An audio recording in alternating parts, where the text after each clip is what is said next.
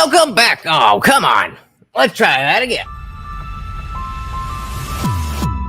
All right, welcome back to the party, everybody. This is Morty, and I am your host, Lutch, a.k.a. TheIndianJesus, here to resurrect the second coming of common sense. Everybody hit that like and subscribe. You know I would do it for you, and let's party. Welcome, welcome, welcome.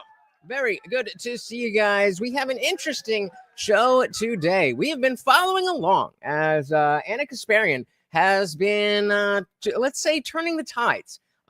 She definitely is not fully red-pilled yet, but the arc is almost complete. It is almost complete. And here we have her talking with Tucker Carlson. Very interesting conversation. Hit that like button. As always, guys, if you cannot hear the video, please do let me know. So normally when I do an unconventional interview with like Putin or the president of Iran, people get mad and they ask, why are you talking to him? This is one of those very rare, maybe unique circumstances where people are going to ask you, yes. Why are you talking to him? Yeah. And people are going to get mad. People are going to get very angry. I know. And your producers had been reaching out, trying to get me to talk to you for at least a year and a half. And my feelings toward coming on your show went from I would never in a million years to kind of giving myself the opportunity to listen to your podcast to figure out who you really are. Because, of course, I had very strong thoughts about who you are. Yeah. And I mean, how many other people would feel the same way who maybe only ever saw clips on Fox News or whatever? And, he was kind of a different guy on Fox News. So being able to see him in this context is very different. Really? Yeah, but I realized that it was based on clips that I would watch of you that had gone viral. And they had gone viral because they were offensive or you had said something that was viral, like syphilis is viral. Pretty much. Okay. I mean, you should think of it that way because it was mostly painting you in a very negative light.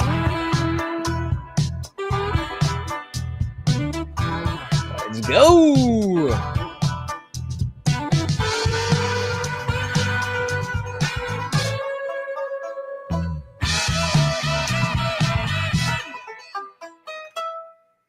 And to be sure, you and I have some pretty deep disagreements, but I think that some of what you've been talking about lately hits at the heart of what I care most about. And that's the importance of this country representing the American people, the importance of the United States being a sovereign country that has politicians and a government that prioritizes the American people as opposed to a foreign government. That's all we mean when we say America first. And speaking out the way you've been speaking out about some of these issues takes a lot of courage because it goes against the grain and it goes against, decades of propaganda and conditioning in American media. And so to me, that commonality that you and I share made me a lot more open-minded to coming on this show because I do think that Americans from across the political spectrum need to find areas of agreement, especially as it pertains to making this country better, so we can apply appropriate pressure on our politicians and get them to represent us. Exactly. And that is a big part of what we do here is trying to talk to people who maybe we don't fully agree with, but we need to be able to work together because we are the people. We are the people. There's nobody else that's going to save you. Regardless of the corruption, regardless of the influence of foreign governments, at the end of the day, these politicians are nothing if it isn't, if it weren't for the American people, right? So right now, what's really interesting is in Congress, it appears that there's this bipartisan effort to force a vote to release the Epstein files. Yes. And the only reason why that's happening is because there's a very loud and aggressive portion of the MAGA base that's demanding it. Let's go. And that's right. It's the MAGA base. It is MAGA. That is America first. And even though Donald Trump is the president, he is the least MAGA person, or at least this week. He gets least MAGA Republican award for this week. And they're not letting it go. And I commend them because I agree with them. I think we need transparency. We need to know whether or not we literally have members in our government or influential people, in the periphery of our government who are pedophiles. I want to know. There are. Oh, I think that's fair. Yeah. It's interesting, the framework that you laid out, the government of any country ought to be sovereign, which is to say it should make most of its big decisions on the basis of what's good for the people that it represents. And it's bad when foreign countries control your country. Mm-hmm. Those don't strike me as hateful statements at all. Those aren't expressions of animus against anybody, are they? I mean, they're more innocuous than anything else. I don't think they're hateful statements at all. I'm an American. I love this country. I love the people in this country. And I don't want to live in this ridiculous perversion of the American government where they pretend to represent us, but in reality, Americans are on the back burner. Our tax dollars are being taken from us, not to help Americans who need help, but to give all sorts of subsidies to illegal immigrants, to private industries that are already doing really well. Okay, they don't need extra subsidies or tax cuts or things like that. But in addition to that, all the foreign aid that we're pumping into the Middle East, Israel, right? Oftentimes when we talk about foreign aid that goes to Israel, at this point, I believe it's about, $4 billion a year on top of all of the military aid that we've been pumping into Israel over the last 2 years. Which is very different than saying, sanctions! I mean, it's unacceptable to me that we're doing that. And in the backdrop of that, you have the United States Congress cutting $1.1 trillion to Medicaid. Really? That's the problem? That's where we need to cut funding from? By the way, also cutting funding to food assistance. How do you justify sending tens of billions of dollars to Israel in the last 2 years alone? You can't. Oh, there's more to it, but you can't. While targeting cuts to Medicaid and food stamps. Like I said, you can't. It makes me beyond angry. I think it's so unbelievably unjust. And if you speak out about it the way I'm doing right now, I'm sorry, I'm getting kind of aggressive. If you speak out about it like I am right now, let her loose, people Anna, try let to her loose. smear you as an anti-Semite. And you know what? I'm not an anti-Semite. I know what's in my heart. And I'm not going to let those smears stop me from saying what I know is correct and what's morally just. There you go. I mean, that's what America's all about. Shout out to Craig. Welcome, welcome, welcome to the party. Very good to see you, sir. Welcome, welcome, welcome. Stop me from saying what I know is correct and what's morally just. Is it possible that people are slandered in order to prevent conversations like this? Yes. Yep. They're called woke people. You're racist. You're anti-Semitic. Left, right, otherwise. If you're not willing to have these discussions and you just want to claim victory because the other person is a bad person, you're woke. From happening in the first place. So you said, I was hesitant to come on the show. I mean, the reason we wanted to book you and a bunch of people who work for me had the same feeling, is what you just said. Like, we can disagree on all kinds of things, but if the fundamental orientation is the U.S. government ought to make a good faith effort to improve the lives of Americans, that's not a partisan statement. That's not a crazy out there sentiment at all. And we saw that. It's like, oh yeah. And then you notice she's here and Cenk is not here. You're like, yeah, but he's a Nazi. I can't do the Nazi show. I mean, yes. So you sort of want, like, I have all kinds of stupid opinions. I've said all kinds of stupid things. I've had ugly opinions in the past. I'm not defending every opinion I have had or even currently have. I'm merely saying to reduce someone to a caricature is a kind of tactic to prevent anyone from having a real conversation with a person. It's meant to. And not to, shift it back to me, but you guys know that I did that debate with Andrew Wilson where it was Andrew versus 5 atheists, and he would come up with a prompt and we would have to argue, and they were just really bad prompts because I didn't really disagree with him. And the reason that he brought these bad prompts was because he had this character in his head of what an atheist or a secular person would be. He thought he was going to get a bunch of blue-haired leftists, and most of us were just not like that. Is a kind of tactic to prevent anyone from having a real conversation with the person. It's meant to discredit. And yeah, you're right. It's meant to stop these types of conversations from happening. Now, you are very conservative. I'm not very conservative. I have some views that lean more conservative than progressives feel comfortable with, and that's okay. But at the end of the day, what drives my politics is this desire for everyone to thrive economically. And, you've been speaking out about how is that? So what is the difference? If I could, I mean, I would hope that would be like everyone's desire. It's not. It's not, no. Right, at all. But well, I mean, I think it is everyone's desire in general. It's just a matter of how do you want to get there. There's a difference between saying I would love that in an ideal world, everybody has all of the resources they need. versus I think we should take resources from these people and give it to those people. Those are two very different things. What does it mean to be not to get too philosophical here, but what does it mean to be conservative or liberal? Like at this point? Well, at this point, absolutely fucking nothing. I don't think that the political labels that we currently have in this country make much sense anymore, to be honest with you. I've noticed, yeah. But I'm talking about like traditional conservatism. You know, I believe in reproductive rights to a point. Right. You know, I know that you're anti-abortion. Big time. Yeah. So like that's a disagreement we have. Right. And I'm not at all going to like come on this show and capitulate on my beliefs. Right. But I think that those are important issues. I'm not minimizing them. Right. But I feel that we can't even really engage in a real debate about policy or specific issues unless we know we have we're living in a sovereign country and we have a government that actually has interest in representing us. Right. Because it doesn't really matter otherwise. Right.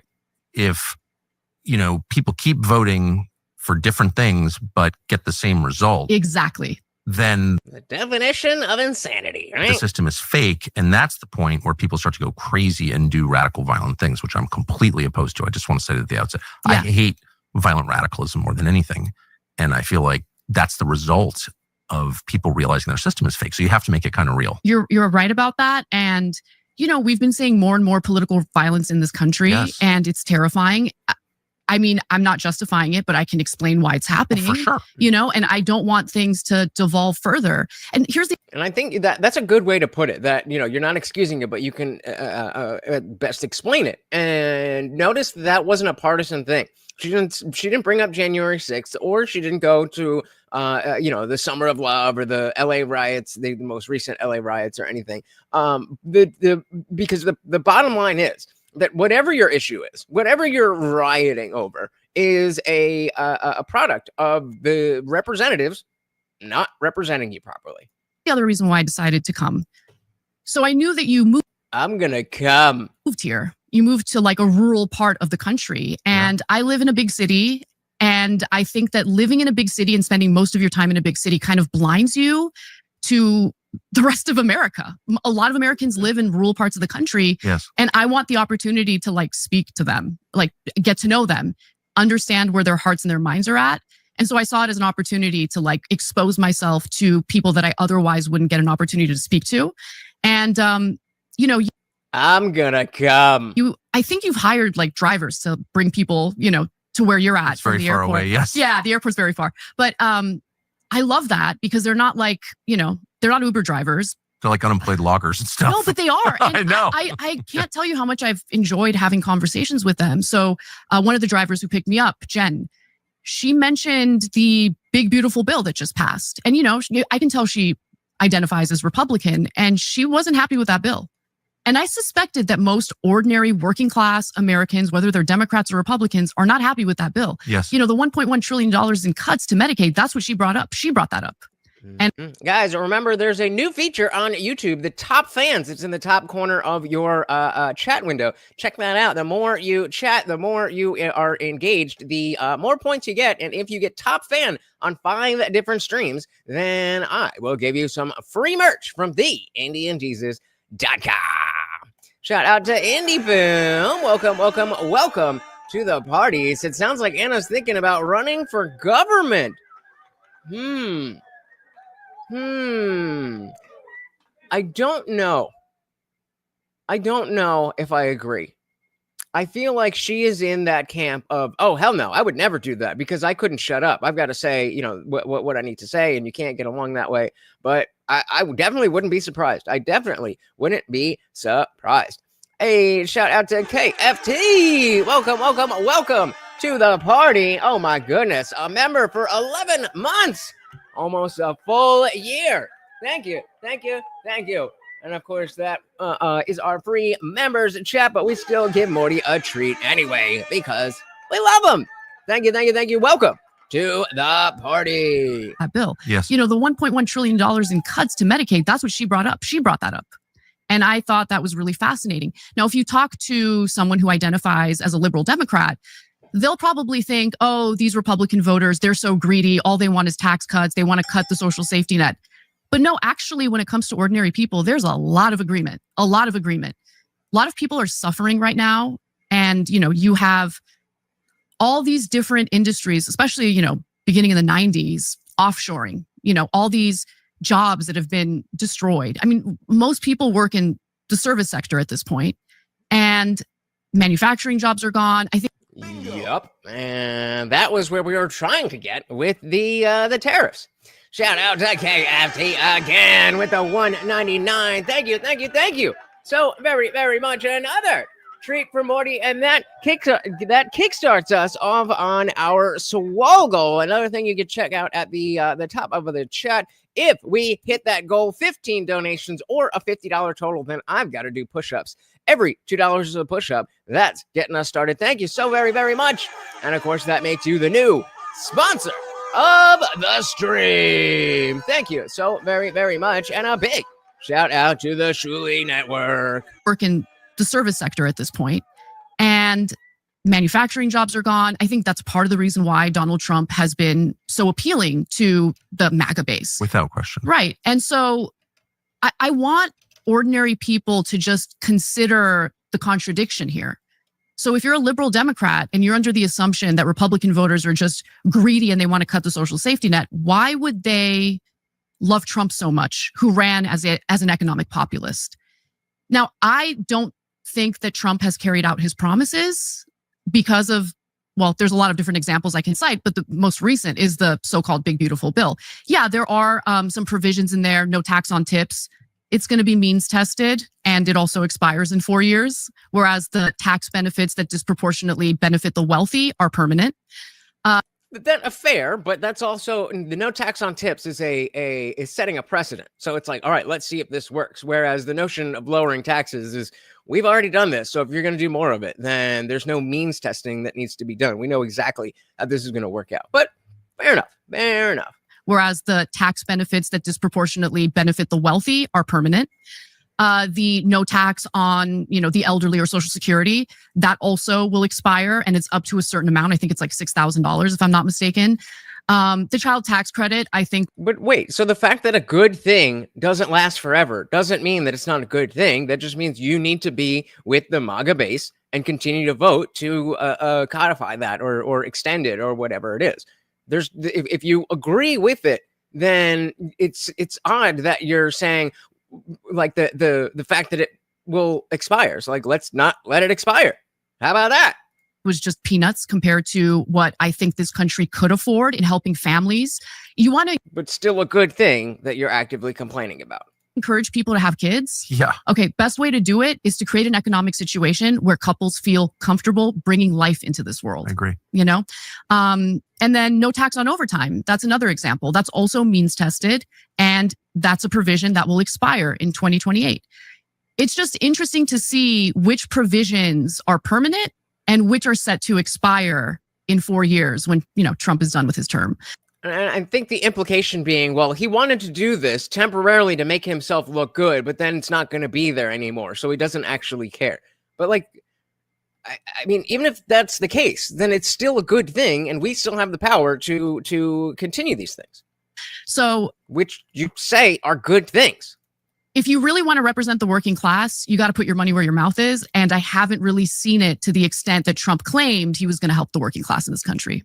I mean, to the extent maybe, but you just listed 3 different things that did help the working class. Interesting. Yeah. So when did you, have your views changed? I have some views that have definitely changed. Yeah. You're not a birthing person anymore, Anna? Wouldn't say that I swung from far left to far right. No. Yeah. I don't even know what that means, actually. Mm-hmm. I mean, I don't think I can answer the question, so I don't know why I'm asking it of you, but what do the terms mean now? And for whatever it's worth, I've settled on people who are honest, people who lie. Right. And that's the only division. Maybe you have the honest party, the liar party, or something, in the future. But even that, to act like what? Oh, the Republicans are the truth-telling party? Obviously the Democrats are liars, but I don't think that's the metric we can use. Clearly, you've started thinking things or thinking through things that you hadn't before. And God bless you. That's the greatest privilege of adulthood. You get to think for yourself. It's happened to me a lot. But how did that start? Well, it started with sexual assault. It started with personal experiences, and it often does, right? Often you're policy preferences will slap you in the face. And then you're like, oh, I don't like that. You know? Right. No, I get it. You know, because sometimes there are unintended. Does anybody here not know the basics of the story of her getting like accosted on the street? Consequences. I'll give you a specific example. So I was very much supportive of the maybe she's about to tell it. defund the police movement in 2020. And it was because, you know, you see this video of a man like dying on camera with a police officer refusing to like, you know, ease up on him. And it really made me angry. I felt that it was, whatever you think about George Floyd, I don't care, right? Like what was happening in that moment in that video was so disgusting to me and so unjust. And so I was like, no, I totally bought the narrative that it's not actually about like abolishing police. It's about, you know, taking some of that funding and investing in social services or in social workers. So social workers respond to certain calls instead of the police. That actually has ended up being pretty disastrous in California, in Los Angeles in particular, because if only people would have warned you that wouldn't have worked. Seen it firsthand. And you're from there. I'm from there. My best friend since childhood. She's a social worker herself. And I've talked to other social workers who have been assaulted trying to go to these 911 calls about what their experience has been like. And they're like, I actually interviewed one for a piece I wrote for Real Clear Investigations. And she told me, look, it hasn't really worked out the way people have thought it would work out. Some people, it's played out exactly like we've been saying it would. Oftentimes we'll go to a call and it's supposed to be a nonviolent person a nonviolent call. Someone's having a mental health episode.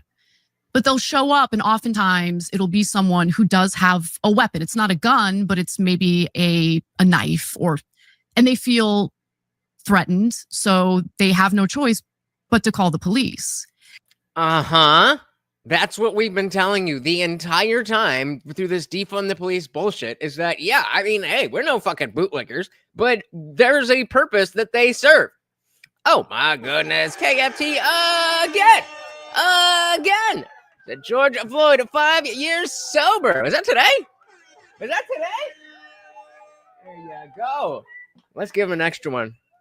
An extra one from what? Did you just spit that out, motherfucker? He better have just spit that out because he was looking to see the other one. You can see it right here. You're not gonna eat this? That's what I thought. Thank you so very, very much, sir. That's 2 out of 15. We are getting there. Thank you so very, very much out sponsoring yourself. Threatened, so they have no choice but to call the police. And so in 2021, the Los Angeles City Council, was inspired by BLM, and they decided to take $150 million away from the LAPD's budget and instead invest it in other services. It actually ended up being even more. We're spending more on police, more on the LAPD than we ever have, like record amounts. And the reason why is because after George Floyd, every liberal city went insane and started firing all their veterans and time. I mean, just the whole defund the police movement. This is bothering me so much. I washed my hair today and it's all frizzy because it's hot and humid, and I feel like I look stupid and I should have just not said anything. But anyway, yeah, exactly. On the LAPD than we ever have, like record amounts, and the reason why is because you have to really ask yourself before you make these decisions, okay, do we need this many officers? Maybe. But what we don't need is social workers instead of officers. Let's compare Los Angeles to other huge cities. What's the police officer or sworn officer to citizen ratio? And in LA, it's always been historically lower, much lower than other major cities. So at the peak of the LAPD and the number of sworn officers in the LAPD, we had about 10,000. After the cuts and after all the difficulty in recruiting new sworn officers, because people don't want to be police officers anymore, for understandable. I was going to say, it has nothing to do with people like yourself. Even though you're on this arc, people like yourself making it seem like a policeman doing their job just in the normal, normal day-to-day business is an awful human being. I wonder why people wouldn't want to do that. Reasons. It's not a desirable job when you have people constantly, talking about how terrible cops are. So now we have I mean, they are, but they're a necessary evil. about 8,500. And as a result, the remaining sworn officers are working insane overtime, like crazy. Like we have one police officer in the LAPD. I think his name's Nathan Corey. He made $600,000 one year because of police overtime. So right now, taxpayers in Los Angeles, 600,000. Yes. Good for him. So right now, taxpayers in LA are kind of confronted with this situation where they're paying far more for less as it pertains to policing. Since there is a shortage, there's longer wait times if you call 911 and you need help. Some people complain that they'll call, and if it's not, like, let's say someone was the victim of a burglary, obviously you're not in imminent danger. So they'll call the cops and hope that someone will show up, take fingerprints and maybe find who burglarized them. They never do, but take some DNA and search for semen. What was that movie? That was super bad. And we're like, well, isn't there evidence? And Seth Rogen's like, you'd think based on CSI that there's semen on everything. Nope. They don't show up for hours and people get really upset and they're like, why is this happening? And what's really interesting is I try to explain why it's happening and I get called all sorts of names for doing it, but I don't care. The truth is the truth. Wait, what do you? But and this is why I wanted Box here, because I don't know specifically. I'm not a Young Turks watcher, so I don't know how much they really played up the defund the police stuff. I don't know how much of it was their smaller creators versus her or Cenk. But I do know that she has. It's been a while where she's kind of been this figure that is more sort of push back against the main ideas that Cenk would put forth. And so I'll take her word for it here. And I get called all sorts of names for doing it, but I don't care. The truth is the truth. Wait. Wouldn't they all? What do you? I mean, okay. First of all, why are you one of the only people willing to admit you were wrong about defund the police? Like, what? Wokeness. Just like so many other problems in society, the conformity of wokeness. Exactly what she's talking about. Getting called names and being ostracized. And I mean, of course, that's a culture that she helped to develop, but she's now a victim of it as well. Why were you willing to say, again, bless you, it's the beginning of growth. But I've done it myself many times. But why were you willing to admit that? Because at the core of who I am, I think as a journalist, I didn't enter this line of work to be a mouthpiece for anyone. I really care about the truth. And I feel that if you want to live in a democracy, you have to make sure that people are getting accurate information to make the right decisions for themselves once they're casting a ballot. That's right. I do believe her. I think she is, especially with the fact that she's had this this heel turn, if you will, over the last couple of years. It does seem that maybe even a few years ago, before that, we could just say, oh yeah, she's just a grifter, she's just a mouthpiece, but clearly not. So it does make sense that she really does believe the things that she says, and she just doesn't have some great ideas, but she's learning. And so I felt angry because I felt misled by the media. Yep. And now, Haven't we all? it was partly my fault too, because I was in a bubble and I was only getting one side of every story. And even if I agree with that side, I should at least hear what the opposing argument is. And I wasn't going out of my way to do that before. Now I do. And so I see things as far more complex and nuanced. And it's hard to make an argument that's going to appease any audience at this point, because I think a lot of Americans have been conditioned. I just might. I would never, but I just might. And to be partisan and prioritize partisanship before truth. And I think truth is what will set us free, genuinely. Truth will help us. All right, a good one. Ensure that we have a better government. And I'm sorry, one side or the other does not have a monopoly on the truth. And that's the kind of, well, not that line specifically, but her talking about democracy and how this is so important. And those are not like the types of things that you would say if you were trying to grift to the right way. That sounds like a Democrat who has learned their lesson, at least a little bit. They just don't. And one side might get something right one time, the other side might have a good point when it comes to a different issue.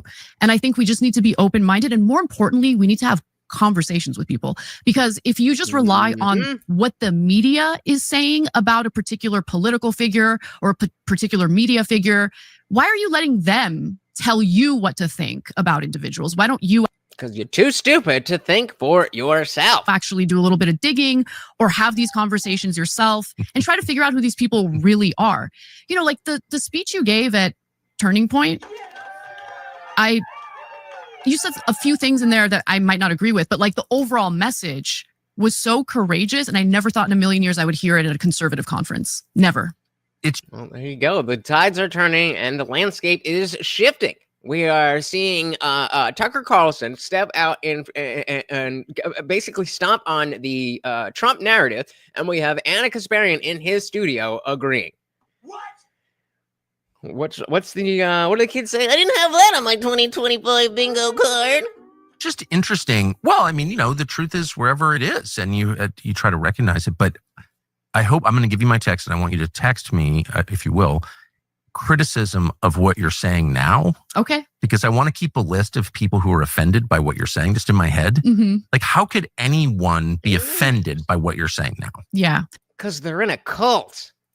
Well, it might not be. I mean, you're not the criminal here. Yeah. Well, let me just be honest with you. I think that most people who are going to attack me aren't even going to listen to this interview. No, It's just right. the fact that we're having a conversation with each other. Yep. Yep. But I don't need to listen to that. I don't listen to conversations with fascists. take offense to people trying to police who I can talk to. In fact, the more they try to police me, the more I want to talk to the person they forbid me to speak to.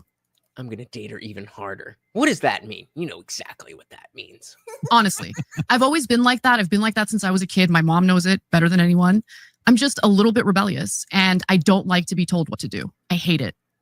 And what to think. Yeah. And who you can talk to. I mean, that's like that's a core decision. Who do I associate with? Yeah. Mm-hmm. Who are my friends? Who am I having dinner with? Who do I marry? I mean, if you allow other people to make those decisions for you, you're not free. That's a good point, actually, that we often will look at somebody and assign a value judgment to in a positive way to the fact that they are willing to do something like this and talk to somebody that they don't agree with, or if you go into a situation, the notion of like, okay, well, that could have gone better for him, but the fact that he tried, it counts for something. No, you're not. And oh my God, what a terrible career path to be a journalist who doesn't get to have conversations like with people that they're curious. I'm curious about you. I am. Right. You were a neocon. Yeah, I And was. Yep. I It's became. hard to believe that. It is hard to. And he happily will admit to it in the same way that you can say you were a Hillary voter. As shameful as it is, that is true. I was that person. No longer anymore, but I was. I am. Right. You were a neocon. Yeah, I And was. I It's hard to became. believe that. It is hard to believe that. I became politicized in the lead up to the Iraq invasion in 2003. Yes. I was in high school, and I remember in 2002, I went to like a hippie, magnet school, and we had Peace Day annually. And I remember giving a speech in 2002 Hey, to make the case against the preemptive war in Iraq. And 2002. How old is she? I thought she was like maybe a couple years older than me. 2002. I was like 11 or like 12 or 13 years old. Shout out to United. Welcome to the party. Very good to see you, sir. Yeah, wait, let's see. Anna Kasparian. 39. Yeah. Okay. So she's only a few years older than me. God damn. So she was okay. So I mean, I guess those are formative years. She was like 15 during that. But weird. 2002 to make the case against the preemptive war in Iraq. And I remember, you're going to laugh at this. I remember in English class, we were reading a play, The Glass Menagerie, which I found deeply boring. And I had I had a cutout of a New York Times article in which Bill Kristol was one of the people the reporter interviewed. And, Bill Kristol loves war. Yeah. Hardcore neocon. And I just remember just sitting in that English class, reading his quotes and seething over it and thinking to myself, I can't wait to one day get an opportunity to confront him. And I actually did get that opportunity. It wasn't about war, but it was a Politicon panel debate about healthcare. And, I kind of brought up the fact that Israel has universal healthcare and Americans don't. What did he say? He was so unprepared. There's like a picture of him, like he has index cards, like someone wrote notes down for him and he's just like fumbling with the index cards. He doesn't know what to do. And then once the whole panel discussion was over, someone who was with me overheard him say, "Damn it, she came prepared." Something along those lines. Yeah, it's arrogance. It's people who've been told since they were small that they're brilliant. Bill Crystal, Ted Cruz. I mean, it does just. Oh, Ted Cruz. Oh, Ted Cruz. Yeah, we've all had votes that we regret. As long as you learn from it, that's what really matters. Distort you, and it actually makes you dumb, paradoxically, over time. Definitely. Yeah, because you're never pressed. Got to stay humble. I completely agree with you. Yeah. It's not hard for me. Be humble. My circumstances. Okay. So I just wanted to emphasize that point. You came to the conclusion that you were wrong and you said so out loud. Yeah. And to me, that's the acid test. Is someone honest? I don't know. Will that person admit being wrong? That's when we know. Yeah, totally. Great litmus test. Great litmus test. Because there's a lot of times you just, when people are saying things that you agree with, and I think this happened on a large scale with the whole anti-wokeness thing, that when people are saying things that you agree with, you're a little bit easier to kind of let them go along with things that, other things that maybe you don't agree with. And you got to judge people for who they are and what they actually do and not just what they say. Is someone honest? I don't know. Will that person admit being wrong? That's when we know. Yeah, totally. And okay, so you live in the same place. That's also hugely helpful because you can see it over time, the same place. True. Like, Ventura Boulevard, you've lived near it your whole life. Right. So what Doxing Anna over here. did you start to notice? Like, what is it like? What are the effects? Homelessness. And again, she got humped by a bum. Well, I started noticing that homelessness really exploded in Los Angeles. Like, it's always been a problem in LA. Yeah. But it now touches every like square mile of that county. And it's just gotten, during COVID, it was unbelievably bad. And I just felt like it was inhumane seeing what was going on. Yes. And it wasn't just that there were a lot of homeless people. It was that there were a lot of homeless people with like severe like mental health issues. Yes. Yep. And they're Make asylums great again. they can't make decisions for themselves. They're like literally, I can't tell you how many times on my way to work on the freeway, I almost hit a mentally ill homeless person who's on the freeway. On 405? It's not supposed to be funny, but it kind of Yes. And I can't imagine what I would go through for the rest of my life if I ever hit someone with my car, But like, why shouldn't have been standing there. are we living in a society that like thinks that this is okay? This is not okay. This is not okay. The drug addiction, not just in LA. Not only that, it's not just that it's not okay. It's that we know it, that our leaders understand that it's not okay and that they can fix it, and still they don't do anything. I'll start this and come back to it when he says it. No spoilers. This is not. But yeah, exactly. We saw Gavin Newsom clean up San Francisco when Xi Jinping came in. And so it's not that he doesn't know that it's a shithole. It's not that he doesn't have the resources to do it. He just doesn't. Okay. This is not okay. The drug addiction, not just in LA, all across the country. Has there been any effort to do anything about this? Zero. And it makes me really angry. The Sacklers are still billionaires. Yep, exactly. And it just... Yep. Personally, hugely affected by the Sackler family. I find it to be... You want to talk about treason. Politicians who let this kind of stuff happen to the Americans they're supposed to represent. And thanks, Obama. People mistake... And Hillary. That... And Joe Biden. As me being... And every other president. Exactly. And it just... I find it to be...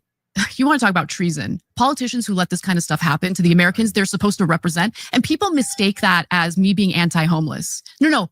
The people who defend what's happening right now, they're anti-homeless. 7 people died of drug overdose on the same corner near where I live in a 2-week span. And you said it exactly right. The people who are fighting to enable this are against the homeless people. They are the ones that are creating the circumstances for them to live in this shitty environment. Whereas the same people that care about the issue, if they were able to understand the actual cultural and political effects of what they're pushing for, and they were able to turn that around, and we were able to start building better shelters and better asylums that could actually take care of people and stuff like that, then everything would be better. And then not only we would not have that bad of a homeless issue, but we will also wouldn't have the division over the issue of homelessness. But tell that to the cult. Drug overdose on the same corner near where I live in a 2-week span. 7 people, same corner. Haram! That wasn't a big scandal. The city council member who represents my district wasn't asked about it. She didn't have to defend herself. Damn. She's one of these city Just another Tuesday. council members who keeps voting on the dumbest policies that do nothing to actually help these people, but somehow justifies the continuation of the same failed policies that have led to all of these overdose deaths, all of these people with mental health issues not getting the help that they need. It's awful. The whole situation is awful.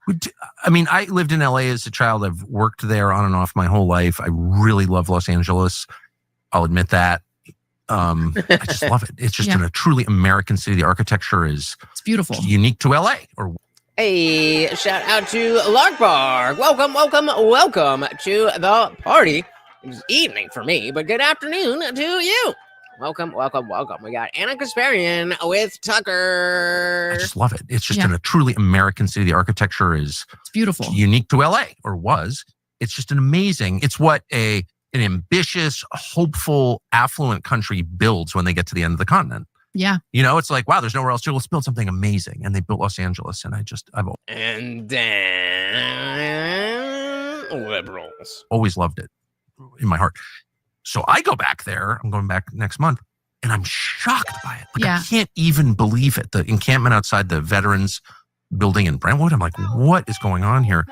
And no one ever says anything. Well, but I don't live there. You tell me. Do people talk about this a lot? They talk about it privately. Good question. Because, publicly or on the, not necessarily publicly, but on the, on the political format, there's a huge incentive to kind of go along with your side. And maybe there are people who are on the left who see issues, who want to push for better policies, but they know that if they don't go along with the crowd, then they're going to be ostracized. So nothing gets done. We have to be able to talk to each other. And no one ever says anything. Well, but I don't live there. You tell me. Do people talk about this a lot? They talk about it privately. But it's really interesting because while there's this openness in regard to the failed policies in private discussions, no one wants to say anything publicly because you'll get the kind of treatment I've gotten. The people are dying on the street. Yep. 7 people at one intersection. Yep. 7 people, Americans. And if you don't let that happen, then you're against those people. What? And that's like verboten to talk about? How? Why? Oh, you're stigmatizing your unhoused neighbors. I can't tell you how many times I've heard that statement. You're stigmatizing your It's like, no. They're dead. And they'll say it exactly like that over and over and over and over and over. You're stigmatizing your unhoused neighbors. You're stigmatizing your unhoused neighbors. You're stigmatizing your unhoused neighbors. Like, no, I'm not. There's already a stigma in being homeless, a homeless drug addict. I mean, come on. United said, my wife's family lives there in LA. I don't know what this says, brother. Hey, there he is. Shout out to Box. Welcome to the party. I was very, very much hoping that you would be here for this interview because I see a lot of positive. What I see is positive changes in Anna, but I'm not a regular viewer of the Young Turks, so I'm very glad to have you here. Welcome. He says Anna is in fact black-pilled.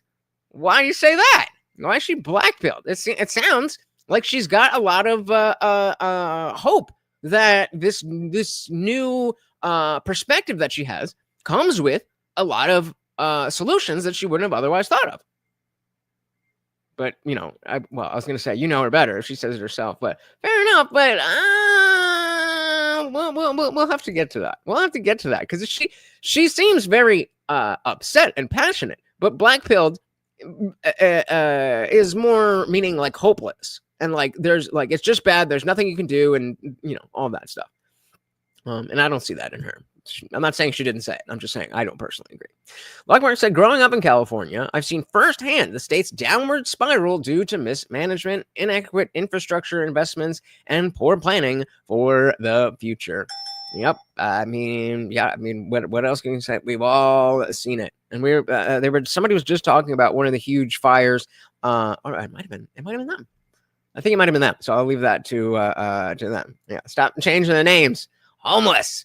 It's unhoused now. The unhoused. You're stigmatizing your unhoused neighbors. Your unhoused neighbors. Not just unhoused, but your unhoused neighbors.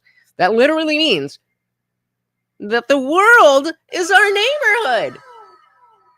Yeah, I'm good. House neighbors. I can't tell you how many times I've heard that statement. You're stigmatizing your It's like, no. They're dead. I feel bad about it. I'm stigmatizing the very politicians who think that this situation is okay. The same. Yeah, like that's kind of what I was saying before. I don't think anybody raised it, but the obvious question is going to be, is she just grifting and she's just trying to pull in a more right leaning audience, or is this genuine? And from what I can see, it seems like she's being genuine. She's not gone far right enough for it to make sense that she's grifting to the right, because she's not saying right-wing things, and she's gone too far right to be comfortable in her left-wing echo chamber. So I will trust it. KFT said it's homeless. Why change the names? Like people of color. It's black or brown. Well, that is exactly what we talk about with semantic obfuscation. That is exactly their tactic. You can get your own mug. You can get a zip pouch, whatever that is. You can get a scarf. You can get a beach towel and a whole bunch of other different types. So you can even get a puzzle of Stop Semantic Obfuscation or any of these other designs only at TheIndianJesus.com. Let's dive back in. Same politicians who took our tax dollars, $24 billion worth of California's taxpayer money, okay? Does that count? Squandered it by funneling it to these NGOs and nonprofits. In a van down by the river. Shout out to, what's his name? Brain fart, don't tell me. Chris Farley. R.I.P. Chris Farley. All right, let's see what we got. One second. The very politicians who think that this situation is okay. The same politicians who took our tax dollars, $24 billion worth of California's taxpayer money, okay, squandered it by funneling it to these NGOs and nonprofits that are run by their friends. Oh, of course. They fattened up their pockets. They didn't to use her co-host's terminology, of course. I mean, if I had to guess, I would think that of all NGOs, you have religious NGOs are the most corrupt, and second would be those to do with homelessness. I mean, it just doesn't make sense how the problem has gotten so much worse, and there's so much money and infrastructure around helping the homeless, and yet they never do. Well, you can definitely claim squatters' rights, but I don't know if that is a morally ethical decision. Nonprofit, whatever you got to do. That are run by their friends. Oh, of course. They fattened up their pockets. They didn't do anything to actually help those people. Nothing. So when you say that at dinner, what's that like? I mean, again, I don't have dinner with idiots. Okay, so I'm not going to have dinner with someone who's like, no, I think we should keep stealing money from taxpayers in the highest tax state in the country. No, I'm not interested in that. But when I do have dinner with my friends or with, acquaintances or even like people that I just met, but, for whatever reason, our paths crossed and we're having dinner. Mm-hmm. They all agree with me. Most people agree with me. And I don't think what I'm saying is at all offensive, which is why I keep saying it. I'm not. That was for her, not for you, United. I'm going to stop saying it just because some idiots are going to try to smear me for doing it. I don't know if I believe in that part. I feel like her conversations behind the scenes with people like Cenk are probably a little bit more contentious. I definitely agree with that. So I want to do a little side quest a little side quest, something I just found right before the stream started. Anna was on a panel last week with this, I don't even know who this guy is, but some guy, and they were talking about Israel and Gaza and all that stuff. And this guy is just, just blabbering about, oh, Hamas is the ones that's wrong and Israel did nothing wrong. And Anna gave it to him. Anna gave it to him. Financing. I never once said that people are being overfed. I never once said that what the IDF is doing inherently all the time is good. What I am saying is the IDF has taken measures that no other West. So notice he's been talking probably for about a solid minute, and for Piers Morgan, that's a long time. So he's going. Country has ever taken in modern warfare. The fact that they drop leaflets on buildings telling civilians to evacuate because there are known Hamas entities in those buildings. The fact that they have provided more aid into Gaza post October 7th than pre-October 7th is something I'm very proud of. And if you believe that the Gaza Humanitarian Foundation is not doing enough, shoot at people as they're waiting in line for humanitarian aid. Dozens of people get shot and killed literally every single day, as they're waiting for food. No, I'm not gonna let you filibuster, bitch. I'm not gonna let you filibuster. I'm not gonna let you filibuster. You guys are totally okay with IDF soldiers shooting and killing desperate people waiting for humanitarian aid. You're okay with that. I find it so unbelievably evil. Unbelievably evil. It shocks my conscience and my soul that people as evil as this exist in this world. Okay? Watching these images, looking at these videos, seeing all these kids desperate, hungry, parentless, trapped in Gaza. And you're sitting here and you're defending it. I can't stand it. I can't listen to it. The filibustering is unbearable. It's unbearable. And what I tell you what, I can't take it. So, I mean, hey, I am here to give her flowers when she deserves it. And, here, I'll drop the link to that if you want to go see the whole thing. But, this Israel-Palestine thing has really exposed a different layer. And this single order wokeness of just, I'm on the good side and you're on the bad side. It doesn't work anymore because it's a little bit more complex than that. Yep, trapped. Yep, but exactly. And his grandma's from Palestine. Good to know.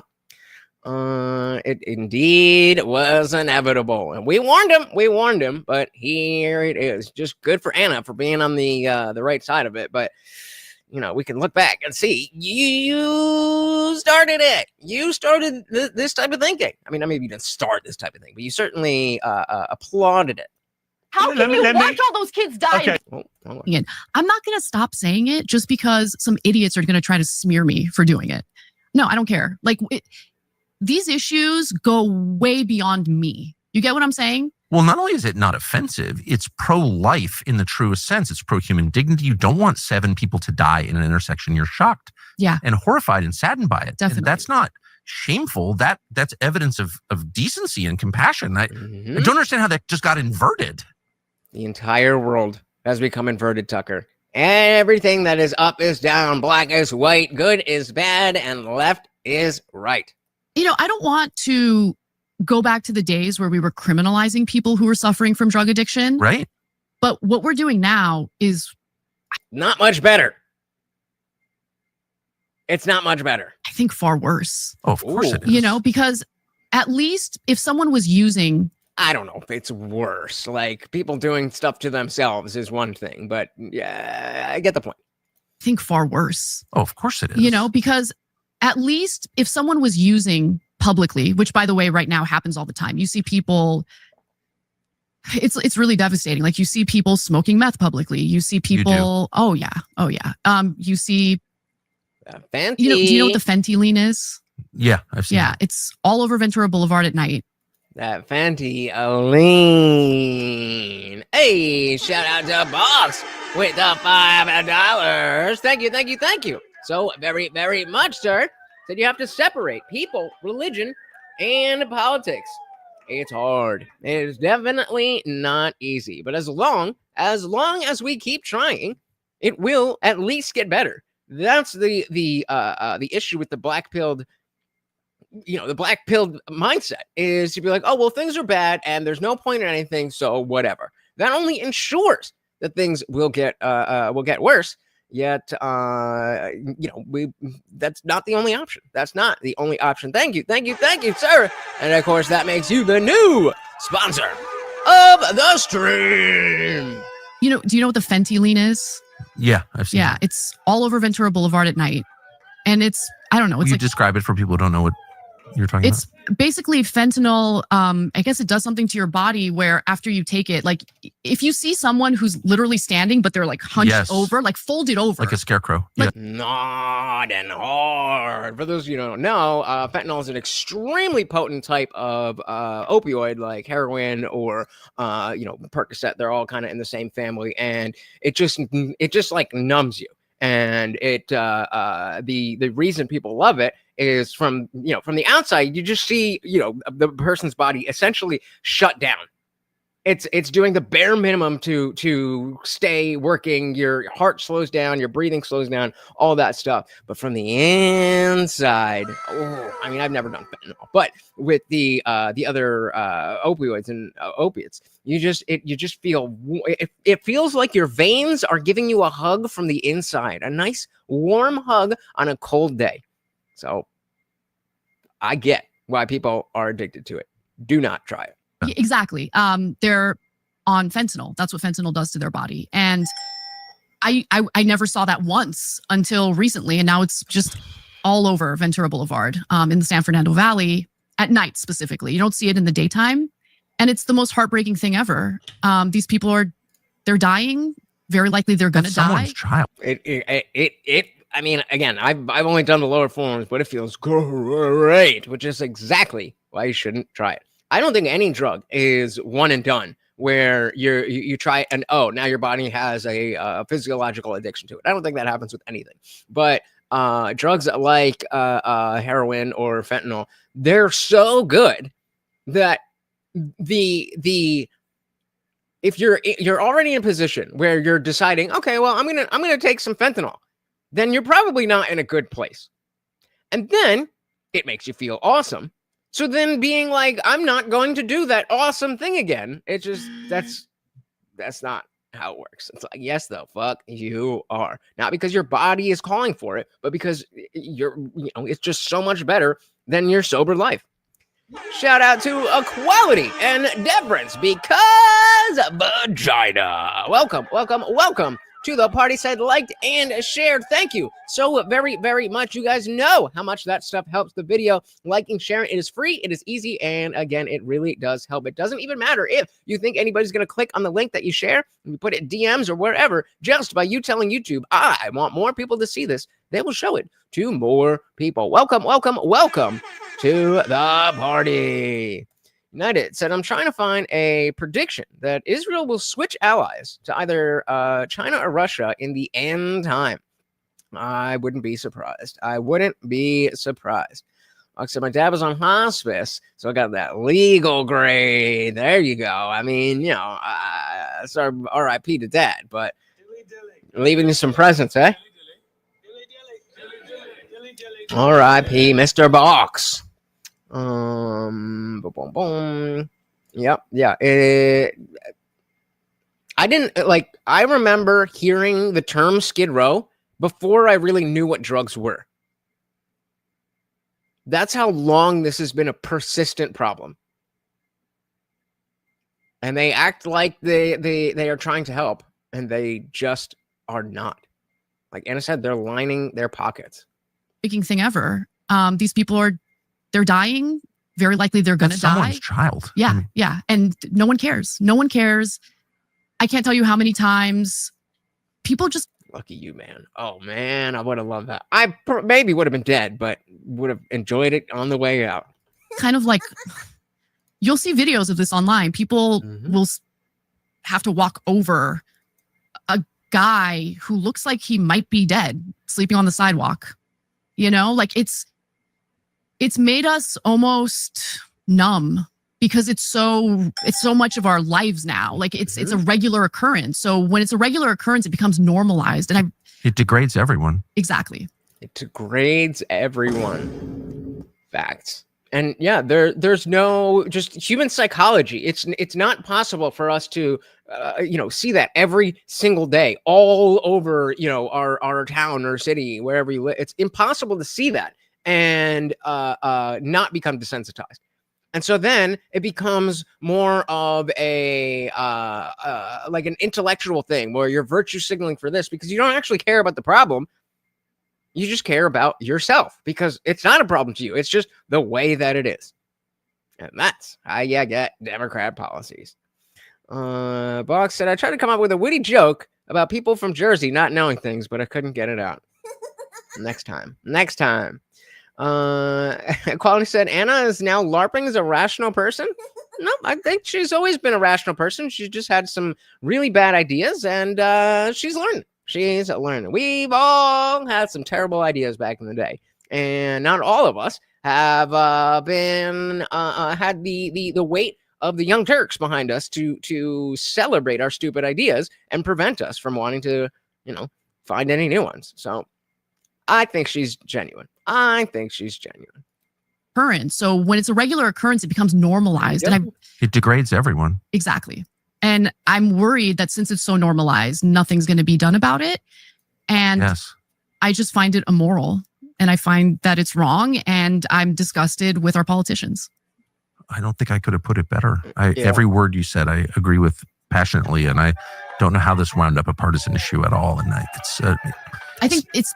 Good point. Bog said she's shaking off her audience capture and is rebuilding the TUIT she wants to be a part of. And she is normal. Well, that's a very vague thing, but I believe that. That's, again, I don't watch, but from what I've heard her or how I've heard her talk over the past like 2 or 3 years, because it wasn't all at once. It was a little by little, and it's been consistent, and so I trust it. Claudia said, "Nah, she's a shapeshifter." I mean, present your evidence. I can be convinced about anything if you show me the evidence. Because it's the Trump era. Yeah. Trump offends the sensitivities and sensibilities of self-identified liberal Democrats so You were saying equality? Much that they think they have to like automatically take the opposite stance of what a conservative would say. Now, if we're going to talk about being black-pilled, the notion of Hassan ever being not Hassan, I am absolutely black-pilled on that. Have to like automatically take the opposite stance of what a conservative would say or what a Trump supporter would say. But that's why I want people to start talking again. Yes. And not make... Yeah, Philly's bad. Donald Trump like the nucleus of our politics. Bingo. Because I think that, again, on a lot of the important issues, there's a lot of agreement among voters. They just have to... We don't need to hear about your flaccid penis. On a lot of the important issues, there's a lot of agreement among voters. They just have to allow themselves to think for themselves. Well, I would say the most important issues. I mean, if you've got 7 people dying in one intersection in Los Angeles, you're not going to tell me that Iran is a greater threat to my country than that. Exactly. I can't think of a greater threat to my country than that, actually. And I don't have any idea why that's partisan. I'm interested in the governor. I know the governor of the state. Mm-hmm. He's got some, I know Gavin Newsom, he's got some talent, I think, and charming for sure. But like, what is going on? That's about it. He's semi-attractive and he is charming. That's Californian politics. Newsom, he's got some talent, I think, and charming for sure. But like, what is going on? Is he aware of? I've asked him, and You really find him charming? I don't find him charming, but other people clearly do.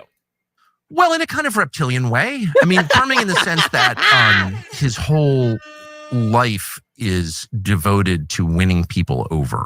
Yes, kind of like Bill Clinton was, and I think he's good at it. But I also think someone said to me the other day, Newsom could pass a lie detector test on saying anything. Like there's a coldness inside that he's allows a sociopath. I think he's a snake oil salesman. Yep. KFT said Philly is a war zone. I live 30 minutes from there. We go to Phillies games and leave. I worked in Philly for 9 years. And yeah, I mean, my brother who he went to I forget if it's like the University of Philadelphia or Philadelphia University or if they're two different schools. I don't know, one of those. And he's just always liked it, and he's always stayed. But it's gotten, and he went to college, what, like 2005-ish, he was going to college, and he's just been in Philly this whole time. And he doesn't realize that it's not the same place that it was. Like, you could, I mean, we don't talk that much, but, not unrelated, not unrelated to how Philly is, but it is, sad that he can't see how bad it's gotten. What's the saying? You're missing the forest for the trees, or too close to the something to see the something. You know what I mean? Anything like there's a coldness inside that he's allows. a sociopath. I think he's a snake oil salesman. I think he's a liar, and I think that he destroyed the state of California. Full stop. I've got no love for. Wait, I missed that. Sorry. That he destroyed the state of California. Full stop. I've got no love for Gavin Newsom. I think that people tend to fall for appearances, and for whatever reason, people think that he's attractive or something. I don't find him attractive because I know who he is and what he's done. He has shafted Californians who have lost everything in wildfires. Like for example, when the leftists were unfairly labeling Anna as racist and showing no compassion for the homeless. Well, that's because it was convenient for them at the moment. That's how liberals do. The fire in Paradise, California was absolutely devastating. An entire community burnt down as the result of PG&E, Pacific Gas and Electric, that's the utility company, refusing to upgrade their aging equipment. Their equipment is over 100 years old. And so what started that fire was this metal hook that... Okay, this was what I was talking about earlier when I was saying somebody was talking about the mismanagement, and someone else brought up the infrastructure. This is Anna Kasparian and the Young Turks. This is not some right-wing something. This is not some sycophant Trump supporter. This is Anna Kasparian. Aging equipment. Their equipment is over 100 years old. And so what started that fire was this metal hook that had eroded to the point where it broke. Power lines come crashing down onto dry brush. It sparks a fire and destroys an entire community. Okay. So yeah, but we're all bad for talking about the policies that allowed that to happen, right? Gotcha. Oh, you would want PG&E to suffer some consequences for that, right? I think. Well, Newsom bailed him out because it's one of his biggest donors. He recently, in an interview, I can't remember, he's been doing these like podcast interviews to kind of rebrand himself as some sort of common not working very well sense guy. I've turned it down. Yeah. Don't fall for it because it's... Oh, man. As much as I appreciate that Tucker's like, fuck that. I'm not talking to this fucking sleazeball. I would have loved to see that. Because, this is what's the word I'm looking for? This is a friendly conversation between the two of them, even though they have their disagreements. But if Gavin Newsom was here, we'd get the old Tucker. We'd get Tucker on a fire. Yeah, right. It's like, no, it's like that when the cyborg got here. Himself is some sort of common sense guy. I've turned it down. Yeah, don't fall for it because it's total BS. But he said something along the lines of, "Oh, I take personal accountability. I made a big mistake by getting caught. I was at the French Laundry. It's like some ritzy, fancy restaurant during COVID. After I told Californians." Don't get together with family members during the holidays. It's very dangerous, whatever. Haram! He said that he was having dinner with friends. It was his friend's birthday. No. He was having dinner with his donors. Of course! So even in the context where he's pretending to take accountability, he's lying straight to everyone's face. And I can't stand it. I really can't. I want real authenticity. I want real accountability. I want politicians who are willing to see that the policies they advocated for aren't working quite as they intended, and they're willing to recalibrate, admit that maybe they got something wrong. Of course. I want humility. I want this country to improve for the people in this country. And hey, I said shit. Me too. Sounds like America first to me. And even if we have disagreements on policy, on how to put America first. As long as we're starting at put America first and not put Israel first or put whatever the fuck else first, then we're starting at the same spot. And we may diverge from there.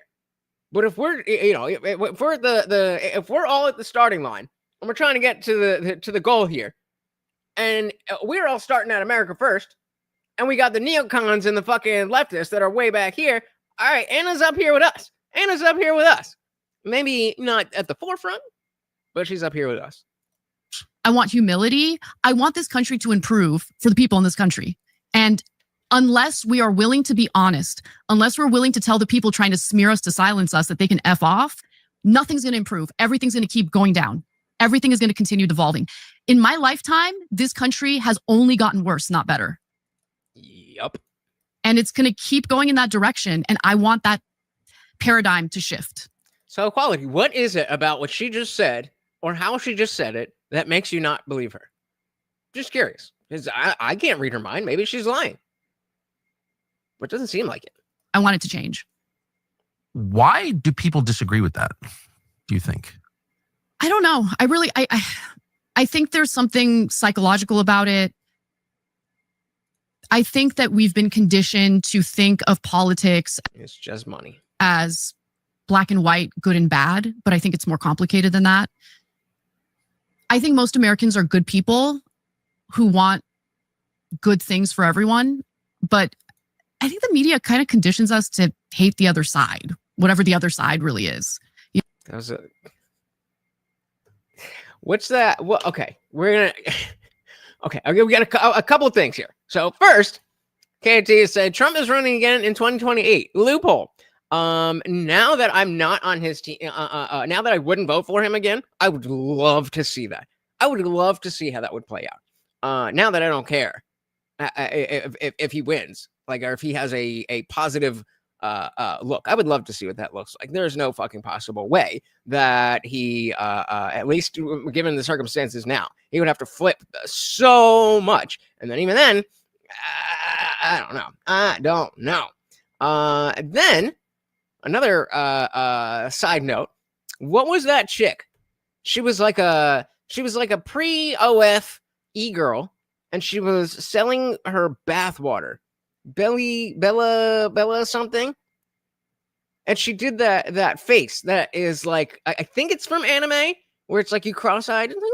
Oh wait, what? Don't I have an anime? Is this an anime? I think this is an anime sound like. I don't know. Anyway, Anna just did that, and it was hilarious. People who want good things for everyone, but I think the media kind of conditions us to hate the other side, whatever the other side really is.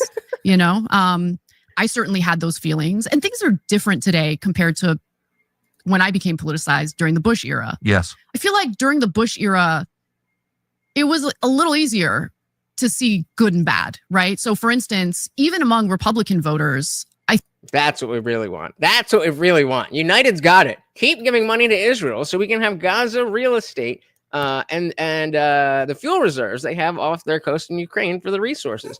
Just keep pouring money in. That'll help us. That'll help us. Yeah, Fox like, no. Lugbarg said it is disturbing to consider the possibility that Gavin Newsom may be the most corrupt politician in the U.S. and is essential to hold our elected officials accountable for their actions. Well, I mean, I completely agree, but the reframing of both Trump covering up the Epstein stuff and the new Russiagate files, we thought we had an idea of how deep this swamp was. We have no clue. There you go, Quality. Belle Delphine. She did the Belle Delphine thing. Yeah, okay. Yeah, you got it. You got it. All right. Damn again. To see good and bad, right? So for instance, even among Republican voters, I think people had woken up to the fact that the neoconservatives had dragged us into wars that we shouldn't have been fighting. That a lot of people, Americans and civilians in these countries we were invading, were suffering as a result of this ideology. But things have gotten a little more fractured. I think within the parties, there's like multiple parties. You get what I'm saying? I do. But when Yep, we've got MAGA within the larger Republican Party. I am not a Republican. I'm MAGA. it comes to the two establishments, the Democratic establishment, the Republican establishment, there's a lot of similarities between the two. They're in alignment.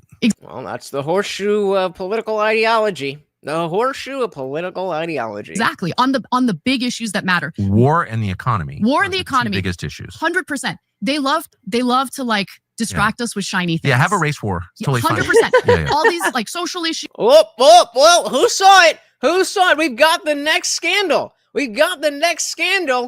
Tucker Carlson, or rather, no. Anna Kasparian co-signs Tucker Carlson doing a Nazi salute. What, you missed it? Look. Issues that matter. War and the economy. War and the economy. Biggest issues. 100%. There it is. They love to like distract us with shiny things. Yeah, have a race war. Oh my goodness. How dare you? And Anna was sitting right there. And you could clearly see.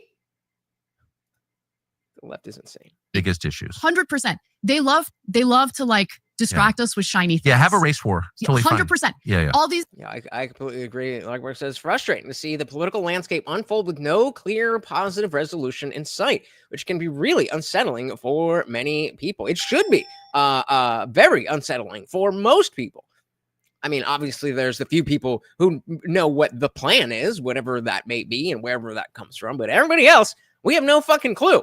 And we thought we were starting to corral this in with getting Trump into office, and then we got him in again. But now I've realized that just like what's his name, Howard Stern was getting mad at, I don't even fucking remember who it was, but he was getting mad at some comedian for saying something about something. I don't know. And he was pearl clutching and he was being woke. It might even have been about vaccine stuff. But either way, it made me realize that back in the day on K-Rock, Howard Stern was so edgy. It was like, that was the edgy that they allowed you to be. He wasn't doing anything that he wasn't getting paid for. He wasn't bucking the system. He was the part of the system that made you feel like the system was getting bucked. And it's hard to see how that isn't Trump. It's hard to see how we didn't think that Trump was the outsider that was going to come in and drain the swamp and do all this stuff. When really, they were like, oh, they're starting to figure our shit out. Maybe we should, get this in and make them think that they're changing the system. When really, ain't no changing. I don't know. They love to like distract us with shiny things. Yeah, have a race war. Totally 100%. Fine. Yeah. All these like social issues. By the way, social issues are important. I'm not minimizing them, but the way that they're framed. I mean, you can still make your own radio station. I just don't know if anybody is going to listen to it. Shout out to Matthew King. Welcome to the party. Bread and circuses is correct. Yep. Issues. By the way, social issues are important. I'm not minimizing them, but the way that they're framed by the establishment, I think, is interesting because it's intentionally meant to get us to fight each other constantly. Of course. Instead of considering what the big issues are and how we might actually agree on those big issues, what we can do to work together to, again, apply pressure to politicians. Like we did, like when I say we, I just mean the general. I wasn't out there, but Occupy Wall Street seemed to have been the peak of the people rebelling in a way that would be somewhat effective. At least not to overthrow the establishment, but to reform it in a way that makes sense for us. Then they brought the wokeness, the identity politics, and that destroyed everything. Shout out to Dylan Soup. Welcome to the party. Yep, Anna and Tucker in the same room, and you just missed, where'd it go? You just missed that he did a Roman or, Nazi salute. The NC is definitely in shambles. Is that David Hogg guy still like in the leader? Yikes. That's why I'm at least as of now, I'm not really worried about the next presidential election in terms of, oh no, this horrible person is going to get in. I think that it's a matter of, is it going to be somebody that's like directly down the line Trump versus a neocon? And is there going to be some type of real America First option? I don't know. It is not a coincidence. It is syndication. They do that on purpose. That's why they call it K Rock, because KROQ. But yeah, they do that on purpose. They needed him. I mean, I guess, but what I can't really comment that. I don't really know much of anything that he's done there. So I just know that he's a weasel. All right, now Megan. We agree on those big issues. What we can do to work together to, again, apply pressure to politicians to demand that they represent us instead of their donors, instead of moneyed interests, instead of a foreign government. So I think people are waking up for the first time. I'm a little bit excited because... Well, you're waking up for the first time. I woke up 10 years ago, and some of you have been awake. You know, the kind of speech that you gave wouldn't have happened 5 years ago. No, 10 years ago. No, I think that's right. And I wouldn't have, though. I'm just struck by how normal and non-threatening and non-hateful and just. Hey, it's the attention economy. You got attention for something, use it. Basic. Most people's views are, including mine. I don't have any complicated views about anything. I'm not a very deep person at all. And I don't know why we've all internalized this shame that like some things must not be said. And it's like, why? I don't. Because they're mean. They're mean. And they might hurt somebody's feelings. They might feel oppressed. I don't hate anybody. And in fact, I'm on guard against that. I refuse to because of my religious beliefs. It's like, I'm not hating anybody, period. But I'm also.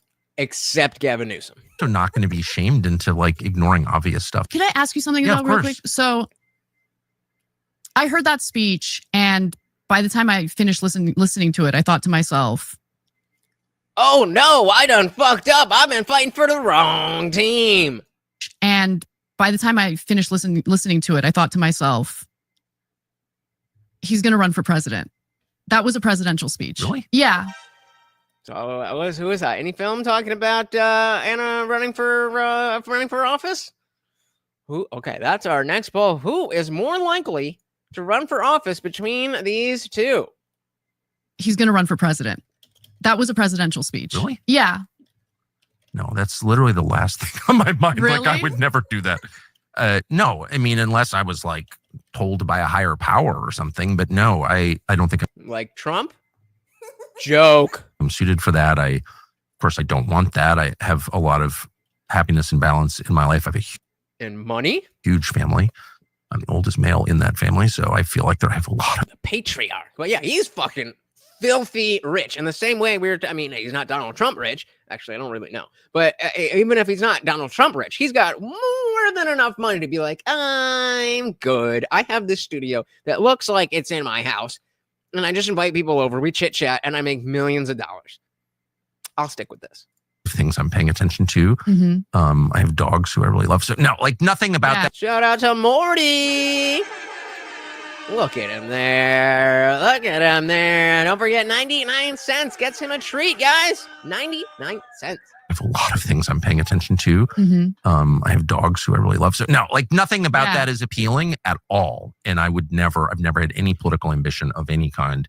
And I have even less now. I mean, I've known a lot of people who've had that job, and it's really hard. Oh, I would never. Doesn't seem fun. Doesn't seem like a job you're like, oh, I can't wait to go to work. Matthew said Anna's more likely to run for office. Tucker is more likely to run for president. Interesting. I agree with that.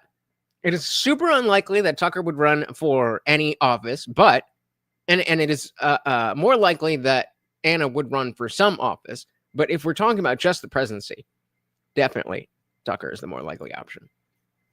Neil said, I hate when people, especially me, say stuff like, I was thinking to myself, or I was thinking in my head. You could just say, I was thinking. Yup. You know, what do they call it? I don't even know. Forget I said anything. United said you should have said in the poll option 3, Tucker and team up for president and VP. I don't think that would happen, because then you wouldn't be able to choose one or the other. Known a lot of people who've had that job, and it's really hard. Oh, I would never want it. I would never want it. Are you kidding me? No. And way. also the idea that like out of 350 million people, I'm the most qualified to lead. Well, there's plenty of people who think that. I don't think that. Yeah. And all of the people who think that are wrong.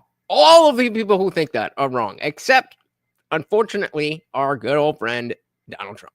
No, and I mean, think that about themselves, obviously. I do not think that. Yeah, like Ted Cruz thinks that. Yeah, well, exactly. Yeah. And it's just sad, and they're compensating for something, some of them, I guess. Yeah, exactly, Equality's. And he has what the kids call fuck you money. And that means he can say fuck you to being in government. Not only be mean, but I'm not compensating for anything, so I have no interest. But here's my... Did he just drop some big dick energy? Not only be mean, but I'm not compensating for anything, so I have no interest. But here's my question. So you said the media are a huge part of this, which is undoubtedly true. The media are, or the media is? I've been in the media for 35 years. I know everyone in the media pretty much.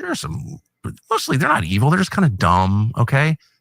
There are some evil people. I could name them, like Joe Scarborough or something. You know, it's like obviously really bad. But most people are not. Yeah, I would definitely agree that if you asked, do you think Rachel Maddow is more evil or stupid? I would definitely say stupid. Easily. Is she evil? Of course. But is she more evil or more stupid? Stupid. But they go along with this, and the question is why. And one of the reasons is because they don't want to alienate their audiences. You are on one of the biggest. So Box was just talking about with audience capture. So let's hear her talk right about it. Maybe the biggest, certainly one of the biggest liberal podcasts, progressive podcasts, The Young Turks. You've been there for almost 20 years. I was amazed to find that out last night at dinner. Yeah. Equality. My Lord. I don't even want to read this out loud. I'm gonna let you guys read it. What am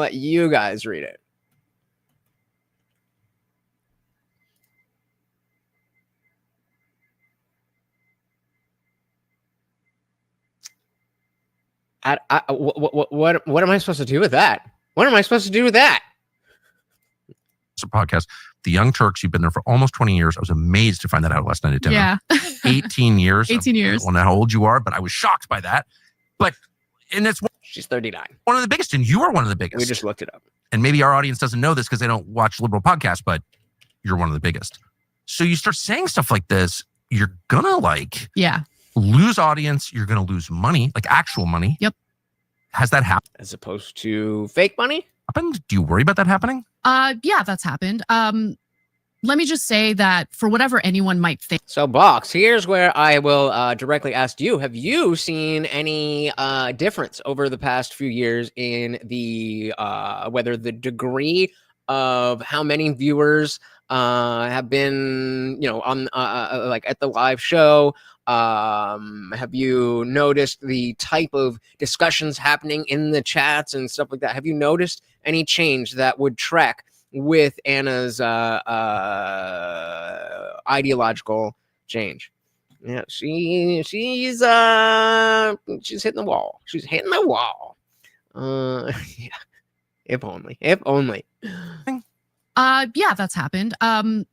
Let me just say that for whatever anyone might think about Cenk Uyger, who's the founder and CEO of the Young Turks. Of course. He's a very Loser.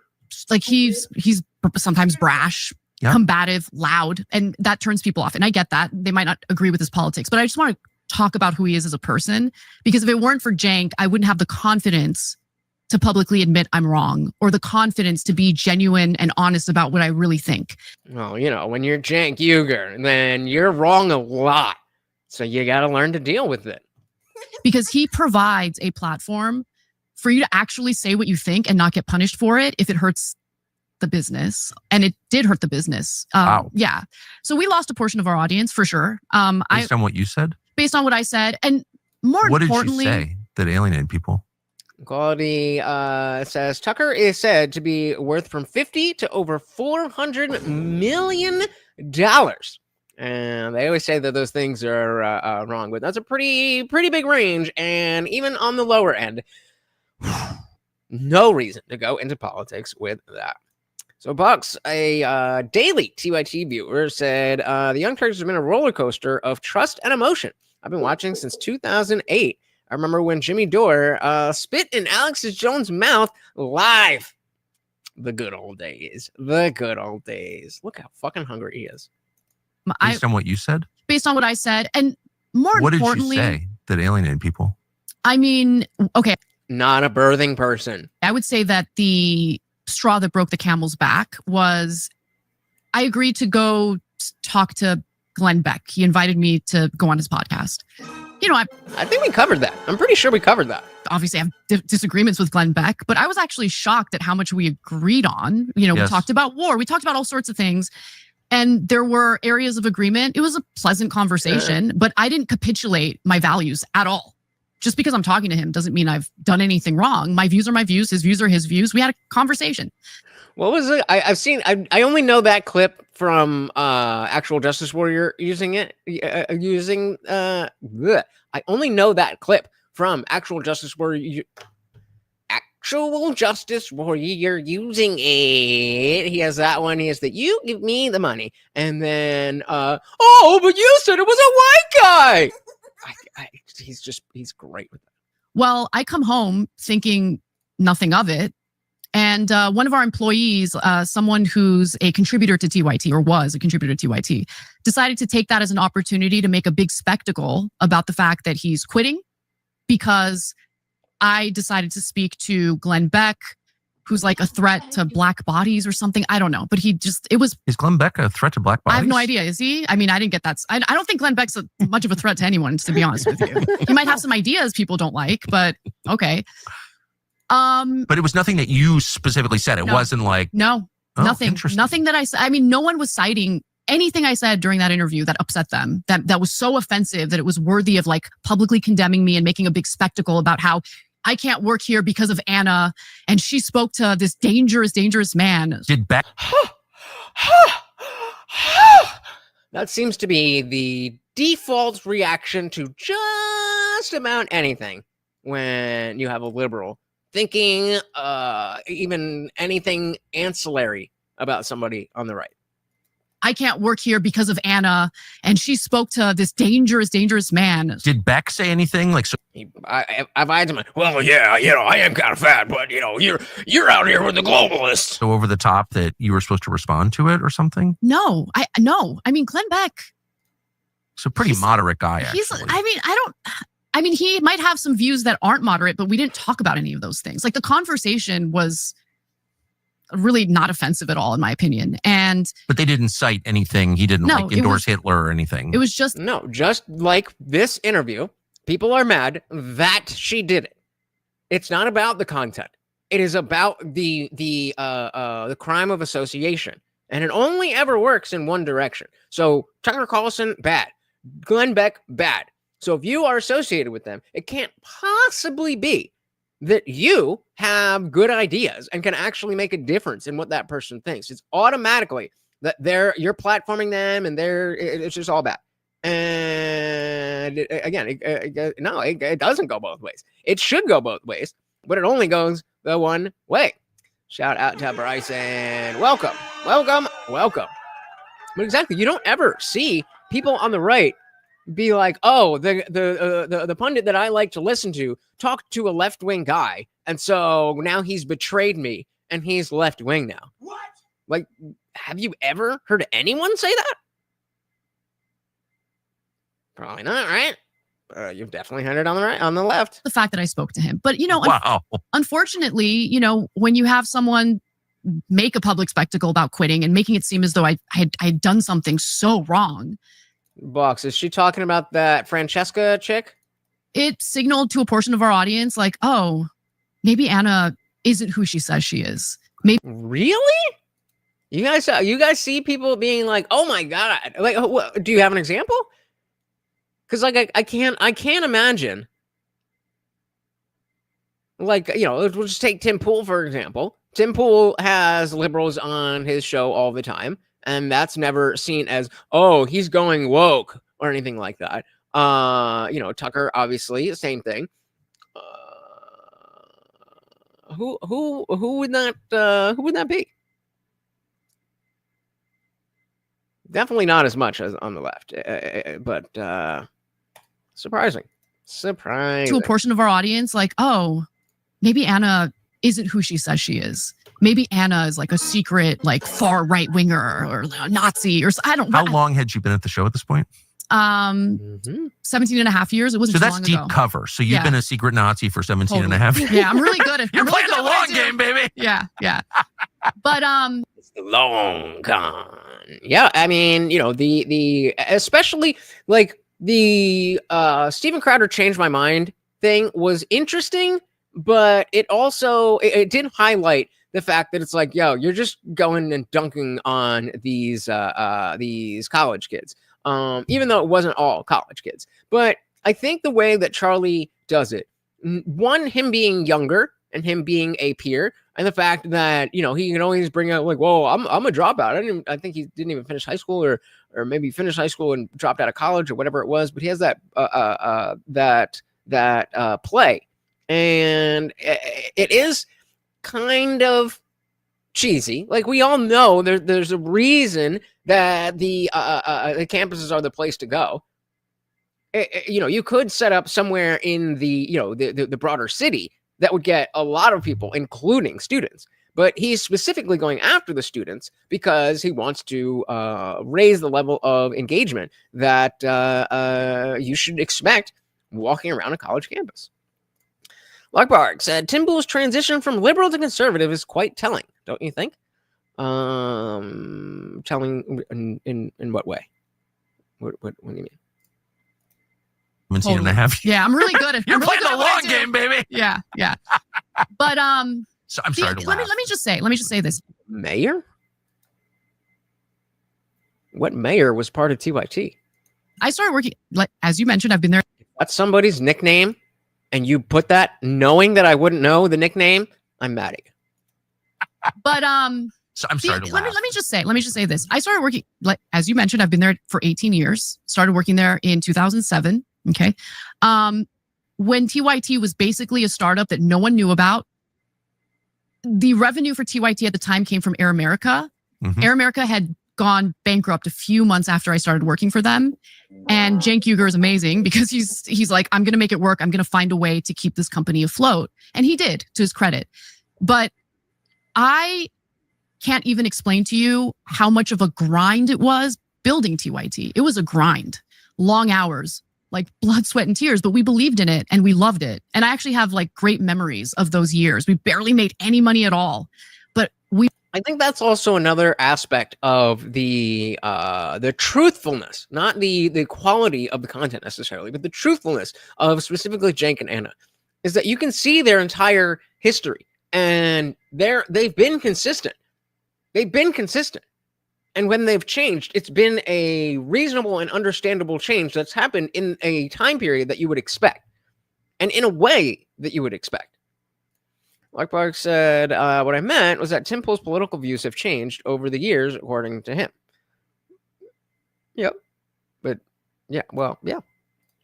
Believed in what we were doing. And there was something really exciting about that. I went through all that. I helped build what TYT is today. And the audacity of anyone coming in as a contributor or anything else to tell me who I can and can't talk to that's offensive. That's offensive. Okay, I earned this. You're not going to come into my house and tell me what my beliefs should be, who I should talk to. F off. Good riddance. Go off, Queen. I'm not going to be censored by anyone. Not my audience, no one on the right. I don't care. I have a nephew who loves you, and he's always, oh, Tucker, you got to interview this chick. She's amazing. And I'm so glad. Sorry, excuse me. Yeah. It just makes me laugh. I mean, I love what you're saying, of course. But you also are making a point about the guy you work with, who started the company, owns the company, who, of course, even after some of your audience bolted over this, He didn't call you in and say, knock it off? No, never. That's not who Cenk is. And I believe that. I believe that. I think Cenk is very stupid. I think Cenk is very juvenile. And, I mean, I don't know. I want to say not very smart, but I don't know him that well. But what I do believe is that he would, from the inception of TYT, I think if you had asked Cenk on day one, or day one that Anna shows up, interviews Anna, see what's, okay, let's hire Anna Kasparian. She's part of the team now. That day, if you ask Cenk, hey, in over the next 20 years, she's going to drift pretty far right. Because to them, she would be far right. She's going to drift pretty far right. Are you okay with that? I believe that Cenk would be like, I sure hope not, but I think I will be able to do this or that. I don't think that he would, even if it's unjustified ego. I'm not saying it is. I'm saying even if it was, I don't think that's ever what Cenk would think would be an effective thing. Oh, you can't talk about this. You know what I mean? That's just the vibe I get. And by the way, I mean, he's had hosts on our network who he vehemently disagrees with.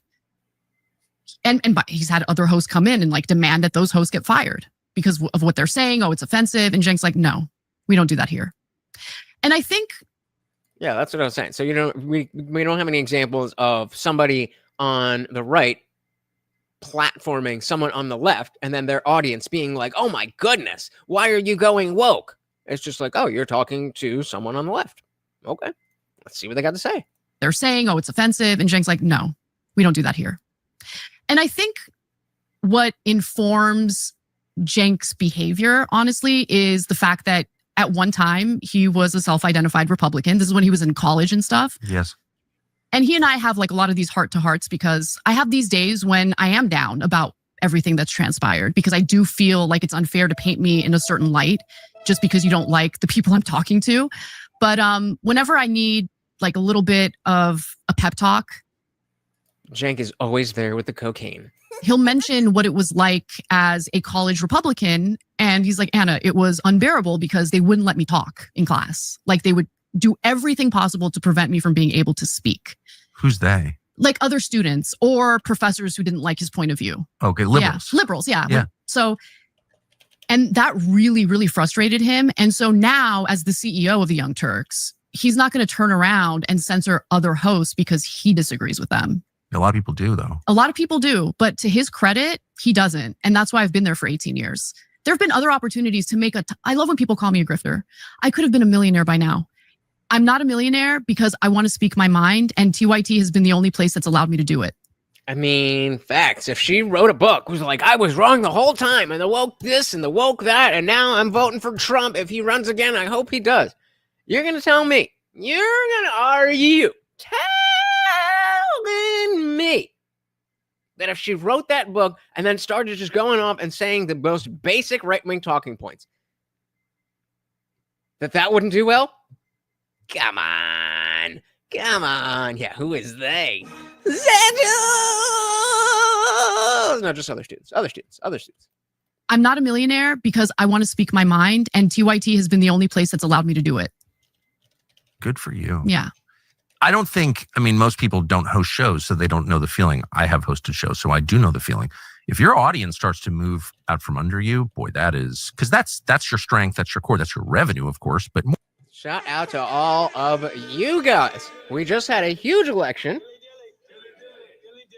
middle of summer, and still you guys are here. I'm sure you guys have noticed that the chat has been a little bit light over the last few weeks, but that's what you can expect on a political channel at this time of the year, as well as this time of the 4-year election cycle.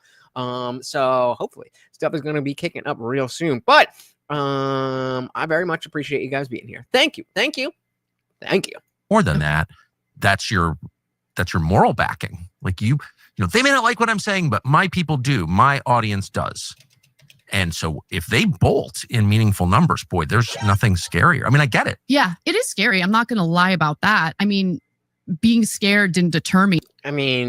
Yes, but I mean that's like what do we do with that? They're looking for their Joe Rogan.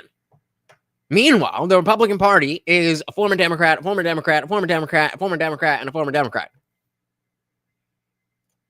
It's almost like the policies that the Democrats have been running for the last 20 years are bad. Get it? Yeah, it is scary. I'm not going to lie about that. I mean, being scared didn't deter me, but I was more concerned about what it was going to do to the company overall, because if things were bad enough and we didn't have enough revenue to keep every employee, people were going to get fired or laid off. And that's how business works. That's how business works. Hey, Indie Fam with the $5. Thank you so very much. For some reason, is giving a shout out to librarians. I don't know. Oh, libertarians. There we go. Go take it. There you go. You lazy motherfucker. Shout out to the libertarians. You know what would be interesting? It's been a while since I've done the political compass test. The last time I did it, do I have it here?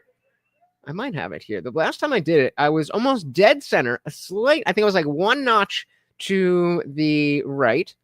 I don't think I have it anymore. No, I don't have it anymore. I don't know what to do with it. I was like one notch to the right and pretty far up into the libertarian, it's left and right, and then libertarian, authoritarian. And so I was like, if the whole screen is the spectrum, this would be center. This would be center top libertarian. I was probably like right here. So this is my right. I don't know. I think this is your left, but this is my. So that I was like right about here off the center lines.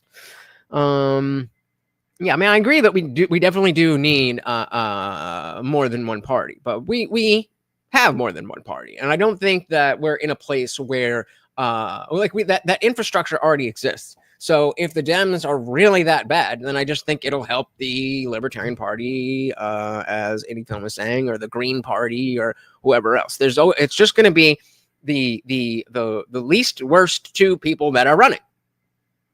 And now that we have just like in 2016, when we have a president that can't run again, we don't have an incumbent. So both sides are, they're going to have a full bench. So like I'm saying, it's slow on the channel now, but as we build up, can you imagine when we are covering the first presidential debate for the 2028 election? Ooh, that is going to be fun. That is going to be fun. But for now, we have this. Shout out again to Indie Film out sponsoring our boy boss. Enough, and we didn't have enough revenue to keep every employee, people are going to get fired or laid off. And I would really struggle with the guilt. I would feel responsible for that. And so I'm glad that didn't happen. And we're rebuilding. And it's a dream come true for me because I want to build an audience of open-minded people. I said shit. Me too. Thank you, Indie Fam. Very much appreciated. Lots of former, definitely. Not really any former Republicans are Democrat. That's a solid point. Yep. Hey, I mean, if we can rebuild from nothing, that would be awesome. What I missed from Matthew. So we picked up a few hangarounds from the election, I think. Seeing names in the chat that weren't here before. Yeah, I've also I realized that those vertical streams that I do when I was doing them from my laptop, it was not really worth it because I'd have to figure out what to do. But for my phone, it's really easy. And, we can just scroll through Twitter, scroll through TikTok and stuff. And that helps bring in a lot of new people. So I'm working on it. I am definitely working on it. As I said, I feel like the Libertarian Party will kill the Republican Party. Very few Dems would vote Libertarian, but I know a lot of Republicans that would. It's a good point. It is a good point. It's a dream come true for me because I want to build an audience of open-minded people who aren't going to run for the hills the second they hear a point that they disagree with. Or that they haven't heard before. Or that they haven't heard before, exactly, yeah. Because I think there's a lot of that where if you get past the initial shock, like you'll say something, be like, well, first of all, you're not allowed to say that. Second, I've never heard anybody say that. And I kind of hate you for saying something new. But I do think that wears off after a moment. And people are like, well, actually, is that crazy? Is that hateful? I don't think. Is it though? No, it's not. I think it is. And you can kind of convince them after that. You have a decision to make. You can either build a niche audience, and I think that's the worst option because a niche audience wants to be catered to, and you have to be very careful to follow a very specific script. I'm not interested in that.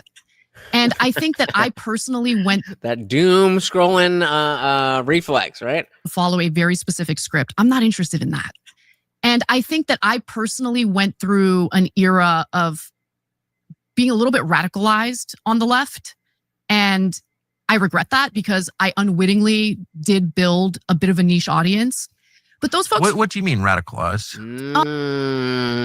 Good catch, boss. Like, oh, maybe I shouldn't have been for gender affirming care.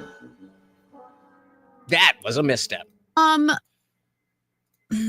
I totally bought the narrative that like everyone on the right's racist, everyone on the right is greedy, that kind of stuff. So Trump term 1, when everyone just got hysterical about Trump. Yes. Yeah. TDS. I get it. That was the era that I'm not proud of.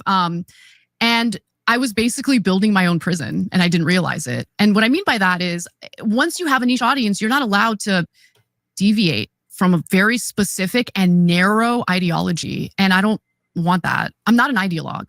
I'm willing to admit when I'm wrong. I'm willing to recalibrate on policy if I see it implemented and it's not working correctly. I ultimately just want truth. I want justice, and I want a country that represents its people. That's what I want. That's my core. Do you feel like it is bridgeable? Like there's so much anger. Mm-hmm. Like, and by the way, I do think the immigration thing and the crime thing sort of obscure it. Like the real fight is between educated whites. Like they're the ones who really hate each other.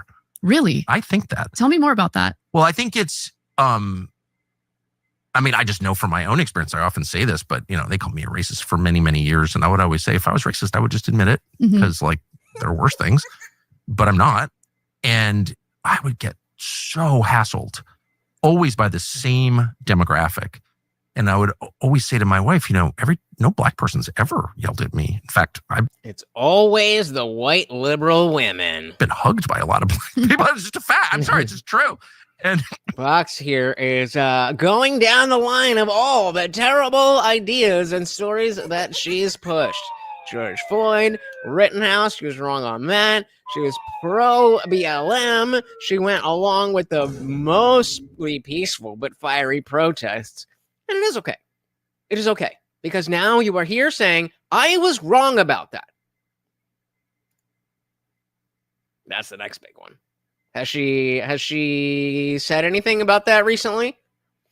Lockrock said, throughout history, libertarians have posed a significant threat to the Republican Party. And this remains true today, with both Republicans and Democrats facing challenges from libertarian ideologies, which emphasize individual freedom and limited government intervention. Yeah. Very good point. But I think what might, quote unquote, save us being the general right from the libertarians splitting that vote is the deviation from that typical left-right dichotomy and spectrum that we have. And so there are a lot of people who voted for Trump that are not Republicans. There's a lot of people who voted for Joe Biden who are not Democrats. They just, listen to the bullshit. So, I mean, we essentially have a reset. We are, it's going to be the first election that, I don't have a crystal ball. I don't know exactly how it's going to be. It's going to be the first election where we have a post-Trump world, where the political landscape is post-Trump, but doesn't have to do with Trump as a candidate. And that is really, really, really, really, really, really, really interesting. And, wow, Like I said, people, we are gonna be celebrating that. If you are new here, guys, remember that is Morty, and I am your host, Lutch, aka the Indian Jesus, here to resurrect the second coming of common sense. Make sure you hit that subscribe button. I am live every Monday, Wednesday, Friday, 8 p.m. Eastern, and sometimes whenever I feel like it. So hit the bell, dropping videos almost every single day. Let's get to it. They don't seem to think I'm a racist, but it's always middle-aged white women who are yelling at me at Logan Airport. Mm-hmm. Always.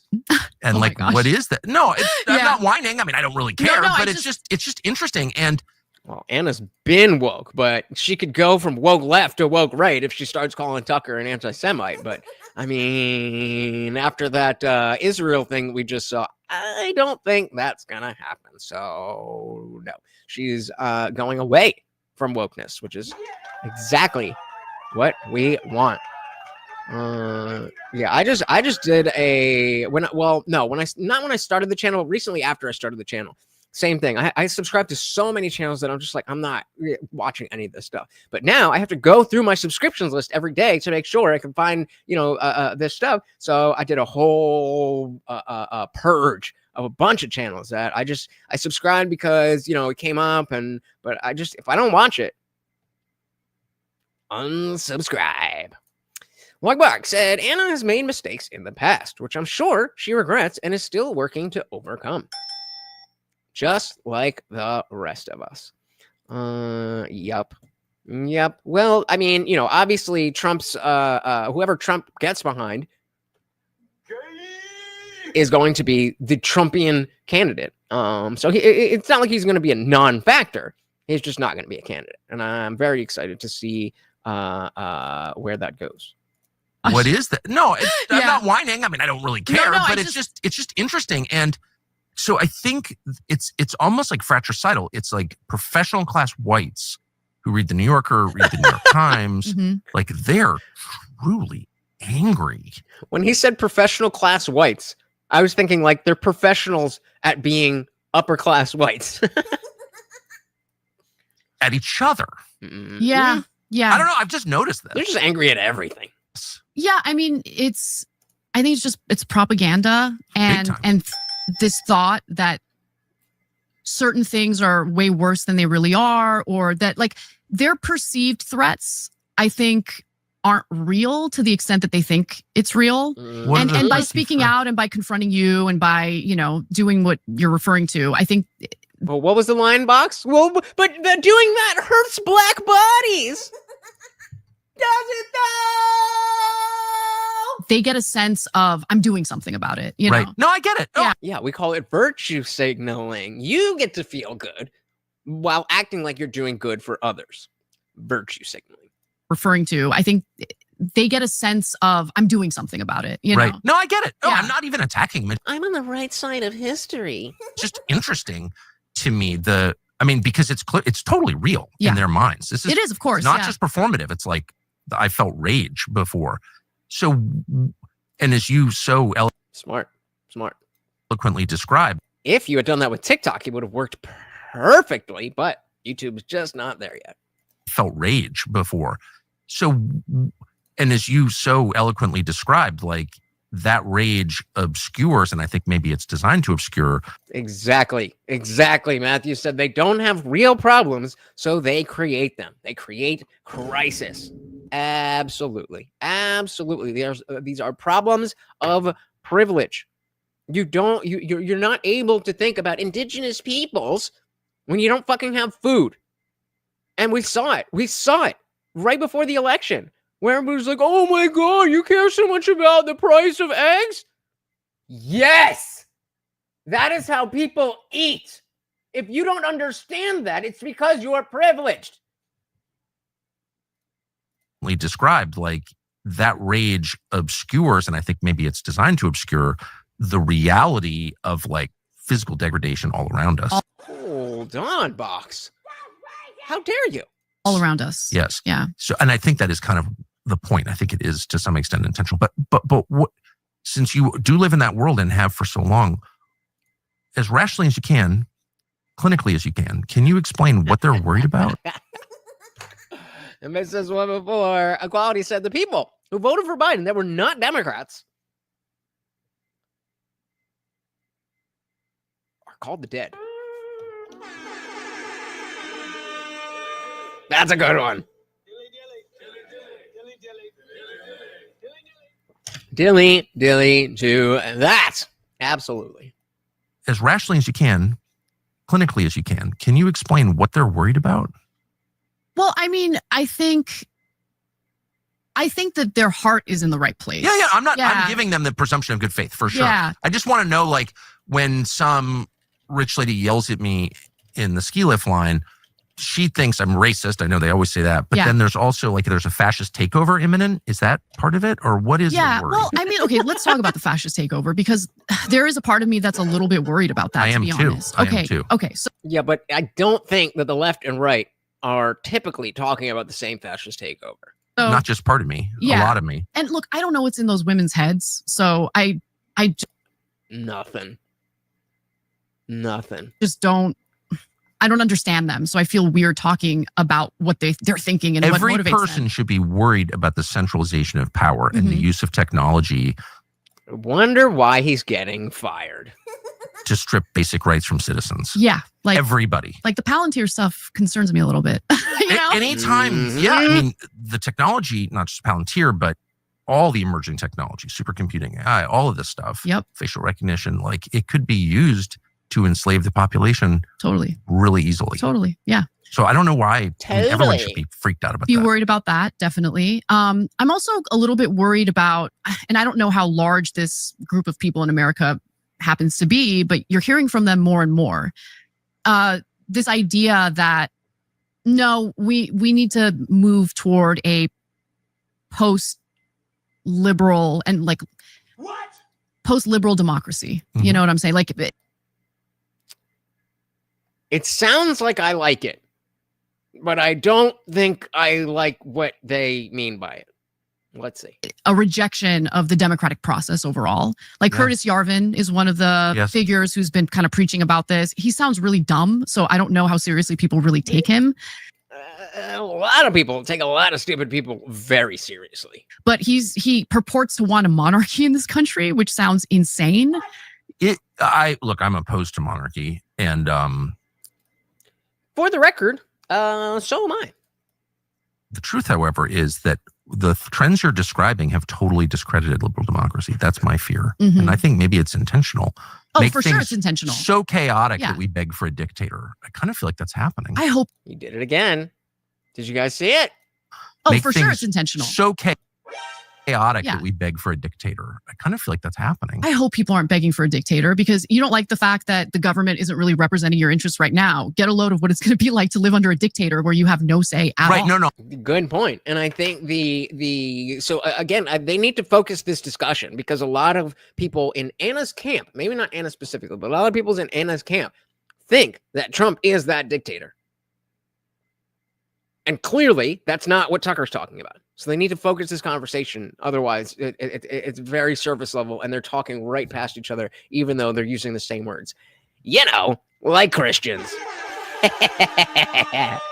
Shout out to Bollocks. Oh my goodness, a member for 8 months. We summon him. Said, vote the bums out. Vote Gooder. Absolutely, sir. Thank you. Big shout out to all of the disciples. I'm talking more about like quality of life questions. Like if there are home invasions going on and the homeowner doesn't have any expectation the cops are going to save him, that kind of stuff, that's not theoretical. That's like, that induces panic. True. Yeah. It makes me uncomfortable even thinking about it. You know? So if you have a lot more of that, people were like, I don't really give a shit about voting. What I care about is my kids not being killed. Yeah. And we've seen a lot of that even in this chat. People are like, I don't care anymore. I don't think it does anything, and I'm not voting. And I disagree, but it's hard to make an argument against it. Actually, you make a really good point, which is why it's so important for Americans who value liberal democracy to really start thinking seriously about saving it. Exactly. Yeah. Yeah. That's what I want. But don't you feel like when people are like if you were on a plane flying across the Pacific that dropped 20,000 feet in a minute and you're saying your prayers, maybe you're an atheist, you're saying prayers anyway, couldn't control yourself. And what would you be willing to do or give up in exchange for not dying? In other words, if you're totally panicked, you're in free fall on a commercial airliner, Mm-hmm. God, I will do anything. Like that's kind of what is happening with crime, I think. Yeah. With crime. Okay, I'm going to run that back. United loves this analogy. I'm going to run that back a little bit more, or one more time, and I want to let that sit because I feel like he was on.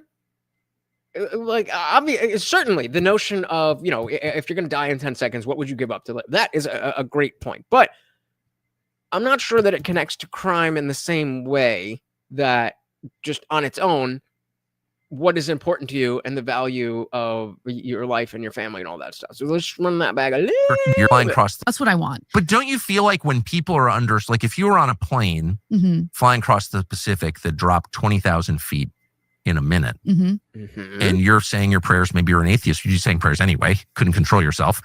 And what would you be willing to do or give up in exchange for not dying? So I get that. Like, okay, yeah, whatever that is the most important thing to you. But how does that, I would give up a lot. Or maybe you wouldn't give up anything. Maybe, that's just, I don't know. I'm trying not to let that part throw me off.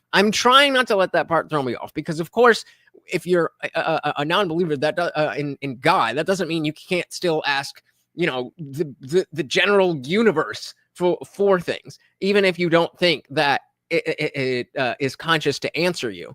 You can still hope, and you can still articulate that hope, and that's not praying. But again, in relation to crime, I'm not sure how this fits. And United, if you're still here, if you want to add some what it meant to you, And what would you be willing to do or give up in exchange for not dying? In other words, if you're totally panicked, you're in free fall on a commercial airliner, Mm-hmm. God, I will do anything. Like that's kind of what is happening with crime, I think. I don't see how that's what's happening with crime. I don't maybe I don't get it, but I don't understand how that's related to crime in any way. Like, I think that is relevant to, the notions of cultural ideology and what we respect as a culture, but it's not connecting for me.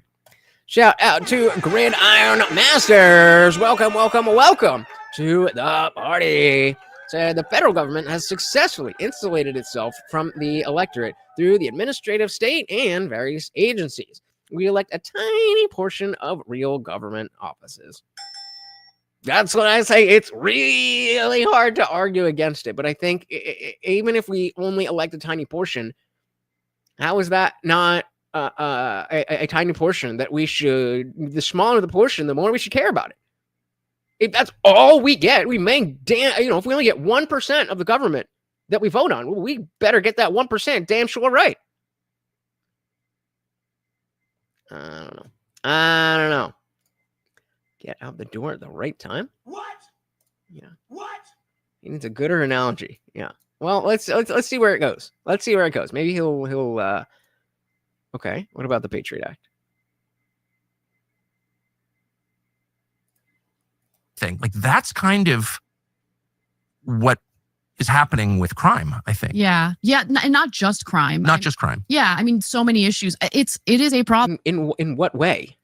In what way? When most Americans agree on something and our politicians know it, but they do the opposite anyway. And I've been increasingly angry with the fact that, I feel that the interests of Americans and how they feel about going to war with Iran, for instance, right? Most Americans do not want to go to war with Iran. Nope, I don't. And it didn't matter. Okay. The United States bombed Iran's nuclear sites on behalf of Israel anyway, which could have led to a full-blown hot war. It didn't because of Iran having restraint. Oh, so everybody's fine when Anna Kasparian says it, but when Dave Smith says it, they're like, oh my God. But we're not done yet. And but so don't you feel ashamed that it didn't lead to nuclear war? This is the new line. I know. What? don't you feel ashamed? I mean, is that supposed to be a sarcastic question? In which case, I totally get it. Ashamed that it didn't lead to nuclear war. This is the new line. I'm gonna take that as a joke. I know. You are wrong. You're an idiot. That's, by the way, that line is stupid. How dare you worry about that? Yeah, we're not. Gotcha. Yeah. So you're wrong about this. Well, good. I'm glad that I was wrong about it. So United States, in moments of fear, people are willing to give up things that are dear for momentary relief from the fear. That sounds like the opposite of the plane situation. In the plane situation, you're giving up things that don't actually matter so that you can keep what is dear to you. If you're in the plane's falling, and you and your family are going to die, and you can give up something, anything that will save it, very few things would be like, well, nah, all right, I'm just going to go down. I want to keep that. Because those things are not dear to you. And they give you momentary relief from fear or sadness or whatever else, but it is your family that is what is actually dear or should be dear to you. So how does that relate to the plane? Now they said they're praying to daddy government to save them and are willing to accept any consequences for safety. Okay. That's starting to make a little more sense. They can keep that shit. Grenada said, I just mean there used to be a spoils system. An incoming party could replace a large portion of offices. Now that's called installing loyalists or a takeover. Well, I mean, that's kind of just the modern semantics, the modern rhetoric. I wouldn't necessarily say that you can't do that. It's just, as we move forward, we're getting better and better and better at coming up with ways to demonize things that are just not good for us, that may not be wrong. Hey, a shout out to Master General. Welcome to the party. Thank you so much. Of course, a treat for Morty there. He said, give your allegiance to the Overlord. I agree. That is the only way to live. Welcome to the party, sir. Good to see you. You are wrong. You're an idiot. That's, by the way, that line is stupid. How dare you worry about that? Yeah, we're not. By the way, it's not over yet. And don't get too cocky. For the people making that point, don't get too cocky. But why is it shameful to worry about a nuclear war or worry about World War III? Why is that? It's being held up by the normal tiny brain people as Guys, that is 5 out of 15. We are 1/3 of the way there, or we do have 19 out of $50 to hit that goal. Every $2 is a push-up if we hit that goal. Evidence that you're just a ridiculous person. Your prediction was wrong. Right. Well, we didn't have a nuclear war. Shut up. Well, maybe those folks have a point. Maybe we're the baddies. Okay. Yeah. Maybe we should be more concerned about profits for, bomb makers and weapons manufacturers. And okay, so United saying allow crime to rise, then introduce policies that remove more rights. Then the analogy applies. I don't know what that says, brother. Private contractors and the mercenaries that are currently working over in Gaza to shoot and kill people as they're waiting for humanitarian aid. So how does that, it does feel like I've spent 35 years not talking about that topic because, one, I don't really have on a native level like super strong views about it. It's not my country. I wish everyone well in every country. And I mean, however, it just got so in my face that I had to say 4 things about it, for which I've been, spent the rest of my life trying to deal with that, the effects of being called those names. But what are they talking? Am I retarded? What are they talking about? I'm so lost. It just got so in my face that I had to say 4 things about it, for which I've been, spent the rest of my life trying to deal with that, the effects of being called those names. But I feel like all of a sudden, people you would not expect to weigh in, and it's actually, this is too much. Yeah. And I love it. I'm glad that that's happening. And I hope you feel that there's been a change. Yep. I do feel it. I mean, definitely. Yep. It doesn't matter how obscure the issue is. If it gets too bad, the normies will start to notice. It's not a good thing when the normies are like, hey, we need this. Their whole what makes them normies is not trying to push for this stuff, not knowing about this stuff, having this stuff go on in the background while people like us argue over it. When they get involved, that is not good for the establishment. I mean, depending on how it plays out, it might not be good for any of us, but either way, it's not a good sign. Glad that that's happening. And I hope you feel that there's been a change. I do feel it. I mean, definitely. If it were the Bush years and this whole scenario were playing out during those years, the kinds of things I've been hearing people say publicly, I would not have heard. But I think what's happening this time around is you really can't deny what you're seeing on the ground in Gaza. You can't deny what's happening in the West Bank, not just in regard to... Real quick, put a 1 in the chat if you did not see the side quest where Anna flipped out. We can revisit it if you like. The ground in Gaza. You can't deny what's happening in the West Bank, not just in regard to Palestinians, Palestinian Muslims, but also Palestinian Christians. You can't deny the fact that one and only Catholic church in Gaza was bombed, was attacked. You can't deny the fact that churches have been targeted in the West Bank as well. Like, people can lie to us as much as they want, but that's why we need America first. America first. The videos are out there. How do you blow up a church if you've got munitions, laser-guided munitions that are so sophisticated that they can take out, a guy in an SUV from 30,000 feet? How do you blow up a church with a giant cross on top of it? It was just an accident, Tucker. It was an accident. Didn't mean to. Not the first church. No, it's not. And it wasn't an accident. It wasn't an accident. But what is the answer? Can anyone get an answer? I know the answer. Israel wants a Jewish state and they want to expand. They have something known as the Greater Israel Project. They intend to annex the whole of the West Bank. In fact, Miriam Adelson legally bribed Donald Trump to ensure that happens. And Israel announced that that's what they're going to do, and they're doing it. When it comes to Gaza, I mean, Hamas is so dumb because the atrocities they committed on October 7th gave Netanyahu and the Israeli government the perfect excuse to essentially do what they've always wanted to do, which is take that land. They're going to take that land. That's what they want. They're going to ethnically cleanse whatever remains of the Palestinian people. They're going to force neighboring countries probably to absorb 2 million people.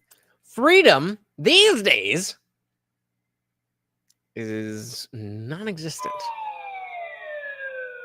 But there's aspects of liberty that we could still preserve. And I think that's worth it. And then at the same time, they're going to have settlers move on in, rebuild Gaza. Jared Kushner, by the way, soon after October 7th happened, was like salivating on camera about how that's prime real estate. It's disgusting. But anyway. I mean, it is though, right? How can you move 2 million people right now? Well, there was you could kill them. We call that ethnic cleansing, but that's one way. You could starve. Well, I mean, starving them is killing them, but they're already doing that. Story published this week. I believe. Actually, yeah. Let's because a bunch of you are here now, and you weren't before. So let's revisit this. So this was a Piers Morgan from last week at some point.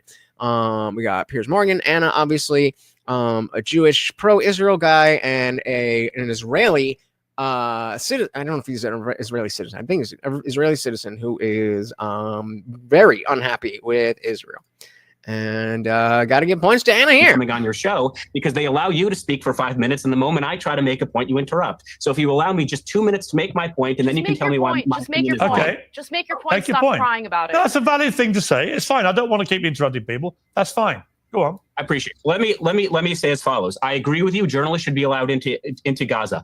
I imagine, though, the Israeli position is, well, we can't allow journalists into Gaza because if the accusations from individuals like Piers Morgan or Anna Kasparian is that we are killing journalists indiscriminately, and then journalists were to end up being killed because Gaza is an active war zone, you can imagine what that would do on the PR front. Never mind the fact that British military rule does not allow journalists into active combat zones. So what you are saying is we should apply a double standard to Israel, that they need to allow journalists into an active war zone, but no no other Western country needs to follow the same procedures.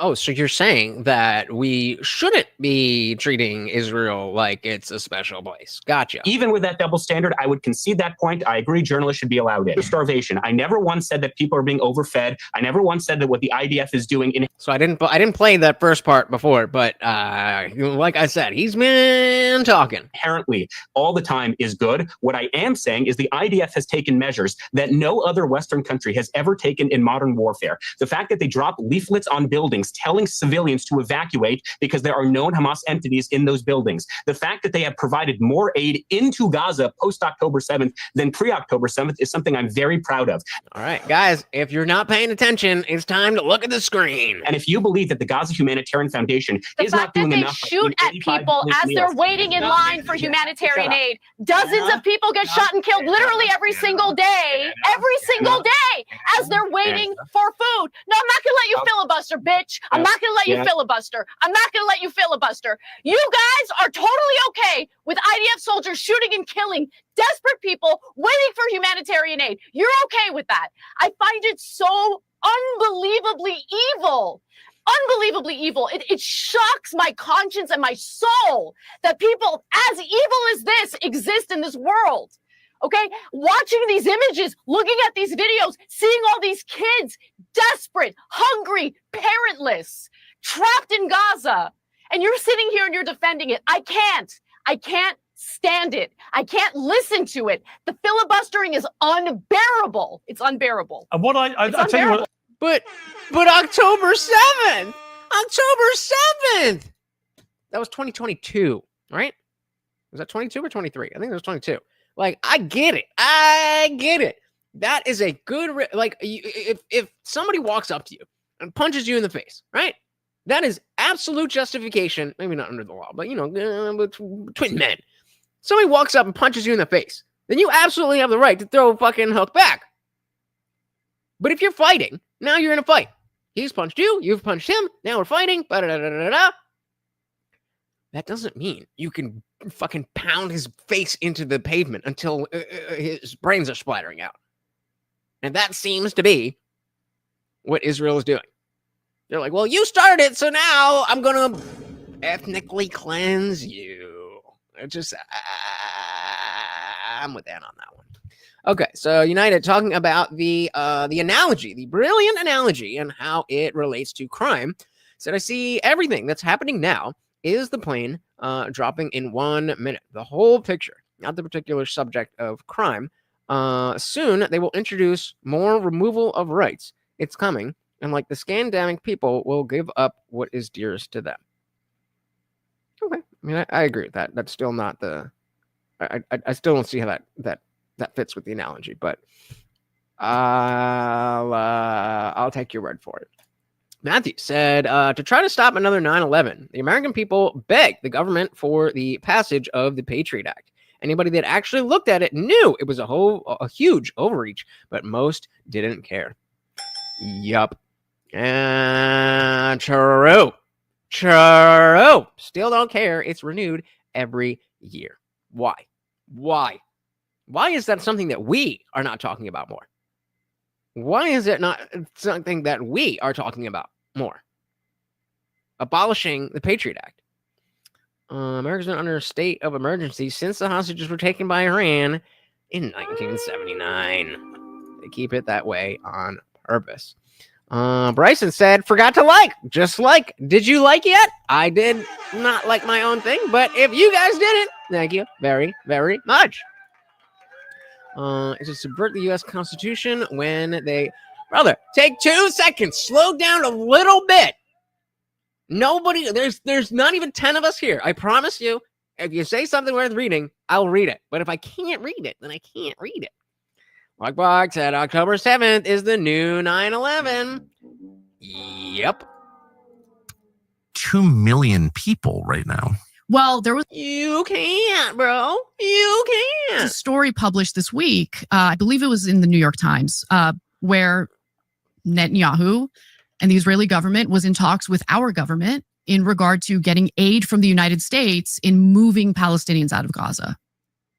So when they bomb the church, it's because they don't want the church. That land is supposed to be part of the Jewish You're not state. allowed to use my tax dollars to bomb churches. Well, that's what they're doing. I'll put up with a lot of stuff, but I think that's, and I've said this 100 times, let me say it again. I don't understand how any Christian leader in the United States can sit by and not say something about that. And Mike Huckabee, who is... It's because you're not really Christians. It's just saying the word to fit in with the crowd. It's been a pretty slavish, devotee of the state of Israel. And I don't mean that as a compliment. He's a very nice man, but I disagree with him strongly. Even Mike Huckabee came out and said, whoa, whoa, whoa, whoa, whoa. Hey, shout out to CT223. Welcome to the party. Very good to see you, sir. But I disagree with him strongly. Even Mike Huckabee came out and said, whoa, whoa, whoa, whoa, whoa. Yeah. You can't kill Christians. And American citizens. Yeah. But I don't understand why that's not, if that's not a red line, then there's no red line. I think it should definitely be a red line. But let me just say, Mike Huckabee made a statement, and that's nice. It's more than Biden was willing to do. That's nice. Guys, we are coming up on that 2.5 hour mark. If you would like to keep the party raging, you know how to do it. We are 1/3 of the way to our swole goal on donation or super chat accounts. And we are almost halfway there with the dollar amount. Talk is cheap. Yup. Are you going to cut funding? Are you going to stop sending over the 2,000-pound bombs that are destroying people's homes, universities, churches, refugee camps, hospitals? Gaza is leveled. Deir al-Balah is like the last remaining portion of Gaza that still has some structures that people can live in. And they're currently doing a ground invasion there. They got to destroy it, of course. It's so obvious what's happening, and it's so unjust. And this is the area where, what democracy?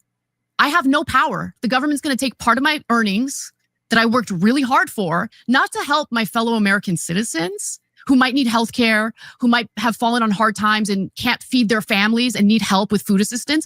It's not going to go to them. And that's right there why the standard left-right dynamic was shattered by this Israel stuff. Because I think we can all agree that even if you don't think that universal healthcare is a good policy or a policy that we should do right now, maybe it's something for 50 years, whatever the fuck it is that you think about it. If you're comparing your tax dollars that you're already paying going to universal healthcare for Americans versus going to blow up children in the Middle East, most of us agree that one of those is worse.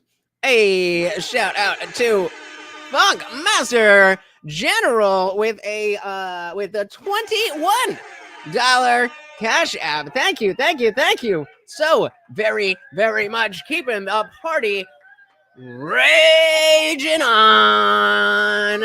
And of course, that makes you the new sponsor of the stream. Thank you. Everybody put FMG in the chat. Thank you so much, sir. Fallen on hard times and can't feed their families and need help with food assistance.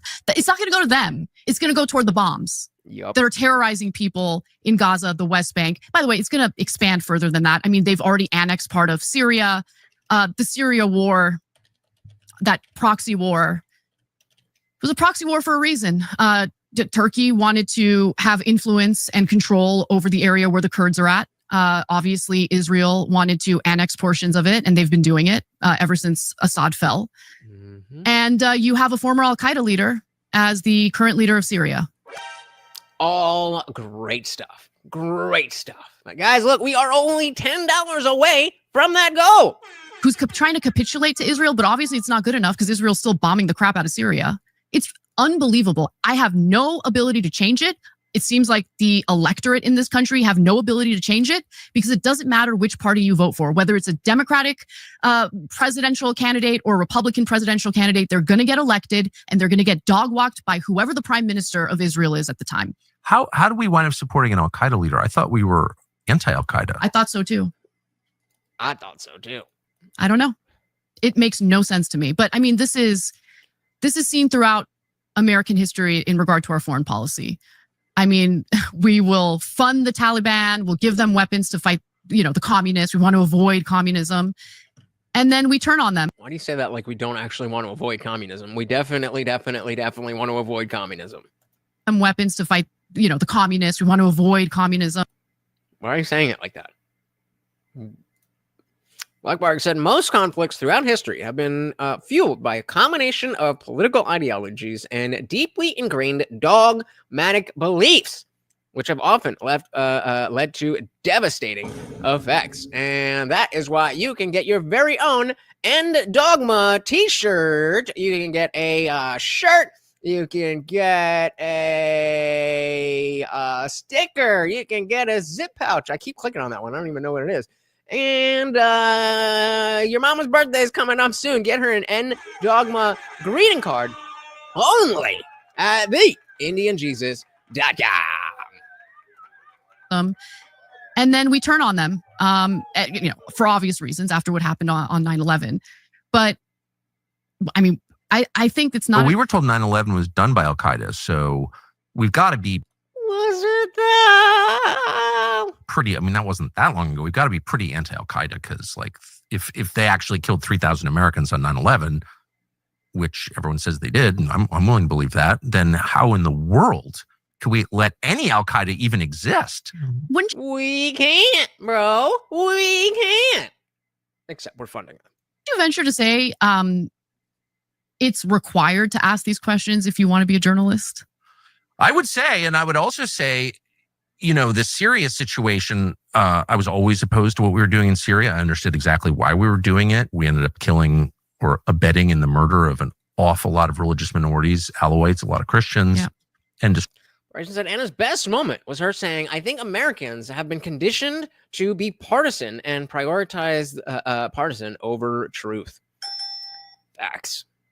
That tribalism is strong. Destroying the country of an awful lot of religious minorities, Alawites, a lot of Christians, and destroying the country. And, I was attacked for, you're an Assad apologist or whatever, but I don't know anything about Assad. So are they Al-Qaeda apologists?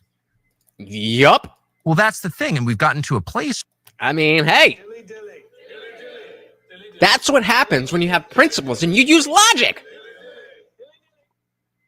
Instead of just calling names and taking the convenient position, when you actually have a logical standpoint, and they're saying, well, you're a Mossad apologist. Well, flip it right back on them, the old Uno reverse.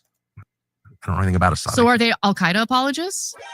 Well, that's the thing. And we've gotten to a place now where it's really clear that the 3,000 American lives they say were lost on September 11th due to Al-Qaeda are less important than whatever political or geopolitical consideration is driving our Syria policy. Yeah. Yup. Your government thinks that the people that died on 9/11 are less important than the people that are dying across the country. Or, across the world. Why? Because it affects their pockets and their influence. You're just some random citizen. You don't pay taxes. Somebody else will. Important than whatever political or geopolitical consideration is driving our Syria policy. Yeah, and it makes me sick. So that's that's treason, of course. Yep. But it's more than that. That's not just sedition, but treason. Treason is specifically aiding an enemy in wartime. Sedition is just, kind of going against the establishment in a violent way or something. I don't know the exact definition, but with January 6th and all that stuff, we're all this treason talk when really with the new Russiagate files, we saw that Obama and Hillary were treasonous. Park saying, can you believe the left is actually saying tribalism is anti-indigenous? Oh, the irony. That's hilarious. And I bet they don't even see. They don't even see it. They don't even see how ridiculous they are. So that's that's treason, of course, but it's more than that. That's like a profound moral crime. And it's also a middle finger in the face of every American. Definitely. Yeah. If there's one thing we could expect our foreign policy would stay consistent on is we're anti-Al-Qaeda because they killed 3,000 Americans. Yeah. But I don't Well, I do understand our foreign policy and what drives our foreign policy. And unfortunately, it's almost better to be in the position of what's going on. I don't really understand why they would do this. To be like, oh, they're doing it because of this. Ignorance is bliss, baby. Do understand our foreign policy and what drives our foreign policy. And it's a black pill for sure. So I'm not just asking this because you have an Armenian last name, which you do. I do. But and I think you're Armenian. That's why you have an Armenian last name. But the genocide. But because you did a segment on this. Mm-hmm. What is going on between Armenia, big picture, and Azerbaijan? Well, I know nothing about this, so I'm gonna let her cook. Well, there was about 4 years ago, there was a pretty brutal war. Azerbaijan attacked the Armenians who were living in this area known as Nagorno-Karabakh. Armenians call it Artsakh. And historically, Armenians have had roots there. There are ancient churches, Armenian churches there. And that land, if you look at a map of where Nagorno-Karabakh is, it's like in the middle of Azerbaijan. Like in the middle. Yeah. Let's actually do that. No. Oh, that's not those letters. Nagorno-Karabakh. Let's do map. That's not what we wanted. Is that? I guess that's how you spell it. Okay.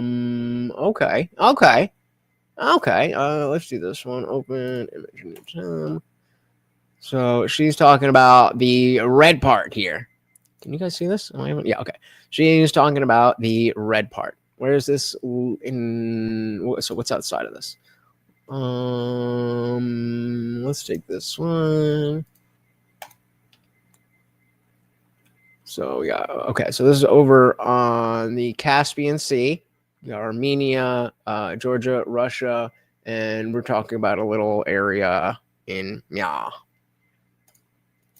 churches there. And that land, if you look at a map of where Nagorno-Karabakh is, it's like in the middle of Azerbaijan. Not exactly in the middle, but it's basically like, let's say here's Azerbaijan, like circle, and it's like kind of off to one side, Nagorno-Karabakh is. And the reason that land was, well, the whole of Azerbaijan was controlled by the Soviets, right? But during that time, Stalin essentially gave the land that makes up Nagorno-Karabakh to Azerbaijan, like promised that land to them, even though that area was populated by ethnic Armenians. Is this the genocide they're talking about?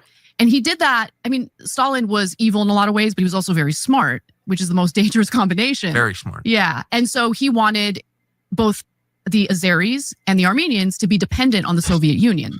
And the way to do that is to put the ethnic Armenians smack dab in the middle of, Azerbaijan.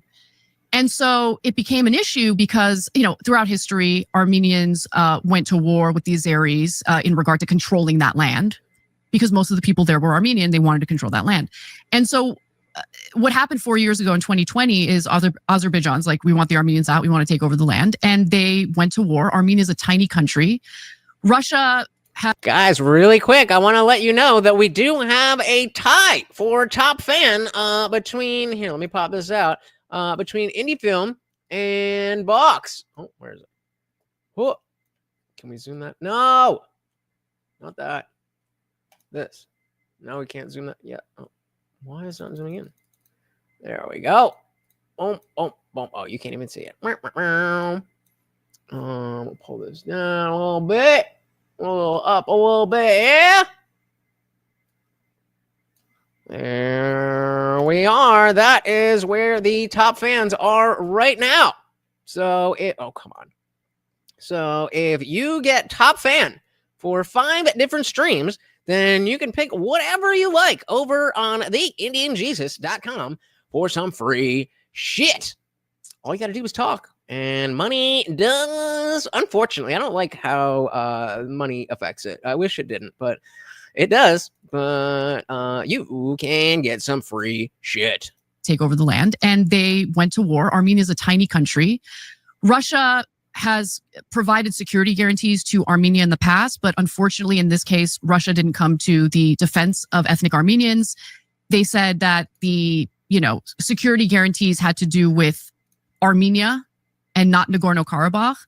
So a lot of Armenians died. A lot of churches, ancient churches, were absolutely destroyed and bombed.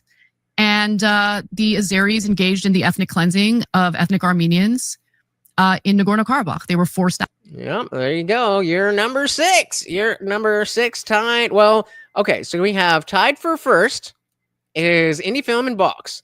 Then Carl's Frosted Tips in third, tied with Funkmaster General.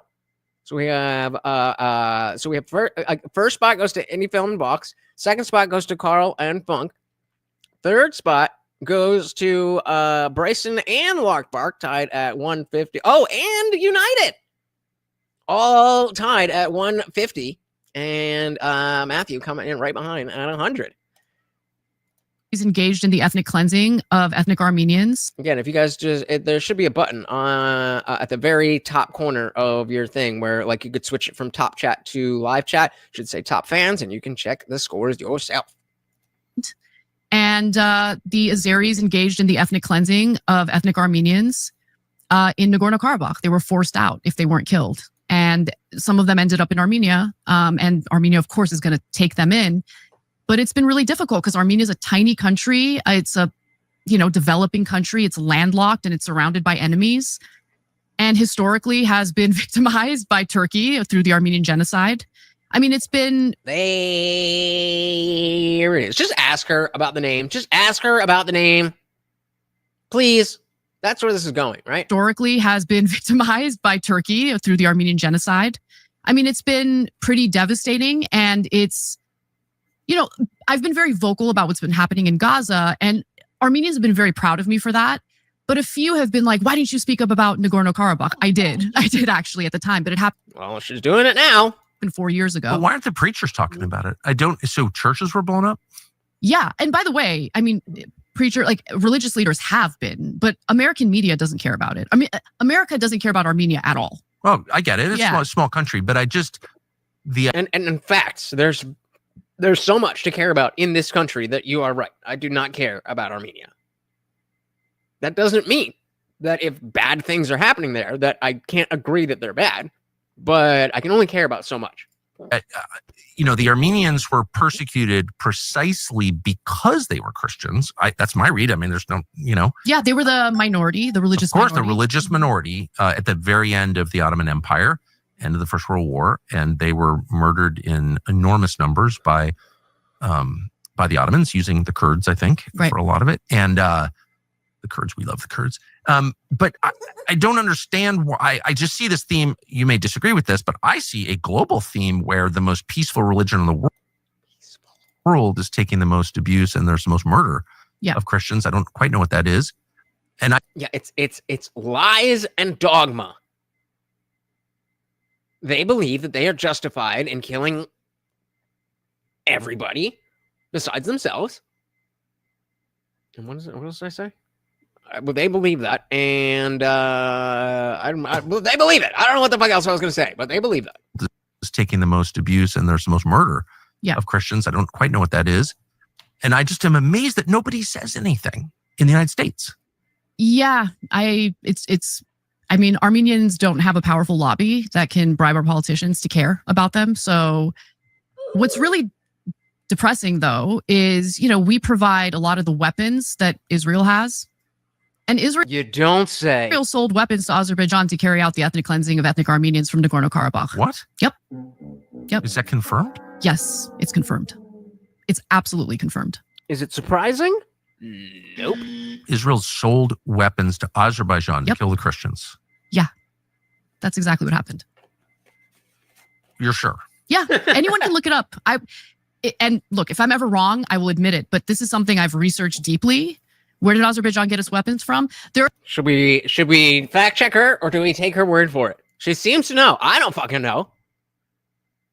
Do we take her word for it, or should we fact check her? I will admit it, but this is something I've researched deeply. Where did Azerbaijan get its weapons from? There have been rumors that they also were sold weapons from Russia, but there was less confirmation on that. But in regard to Israel, it's very clear and it's documented. Yeah. I sense a theme. And I have a right to sense that theme because I'm a Christian and I'm not going to cede that right. Sorry. So the Armenians were murdered by the millions at the end of the First World War. But they weren't all killed. Where did they go? So, thank you for asking me these questions. I really appreciate it because there's a lot that I want to say about it. So the Armenian genocide was carried out by the Young Turks, perpetrated by an offshoot of an organization of it's a group that basically rebelled against the Ottoman Empire. The Ottoman Empire had already been persecuting Armenians. There was the Adana massacres. I mean, massacres had been happening at the hands of the Ottoman Turks. So any film gives us the religious composition of Gaza of 2023 to this year. With Sunni Muslims are 98 to 99%. Christians are less than about 0.2%. Others unaffiliated, unspecified, less than 1%. Explains a lot, doesn't it? It explains a lot, doesn't it? It's almost like dogma is a really, really, really bad thing for global society. Now, a group rose up to rebel against the Ottoman Empire. What was their name? And those individuals were known as the Young Turks.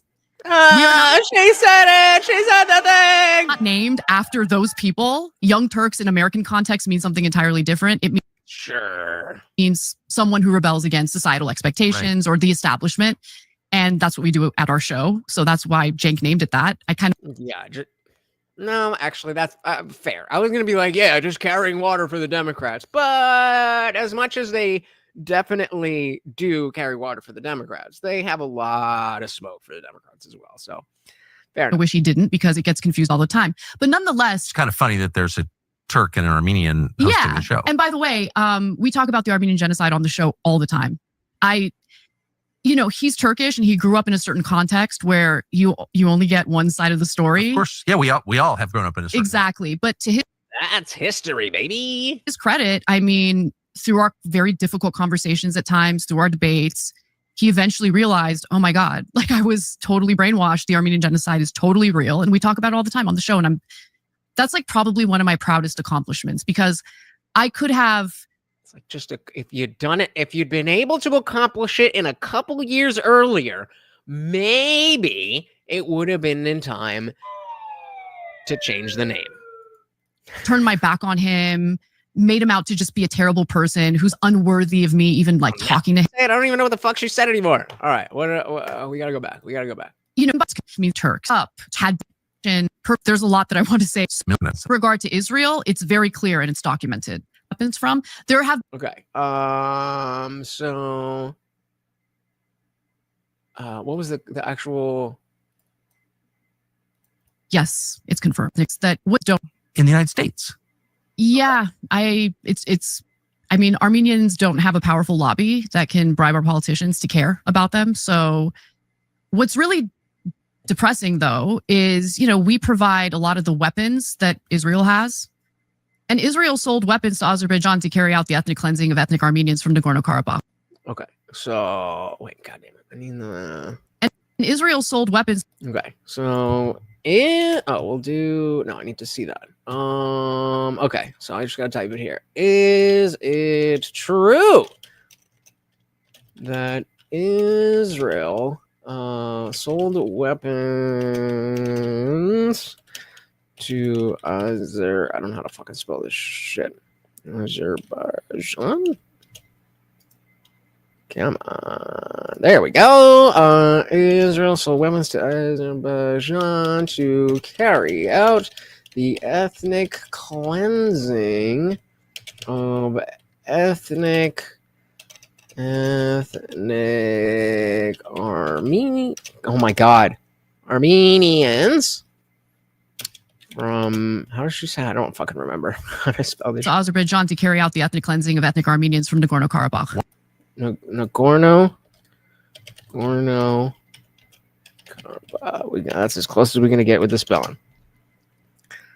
Right, let's see what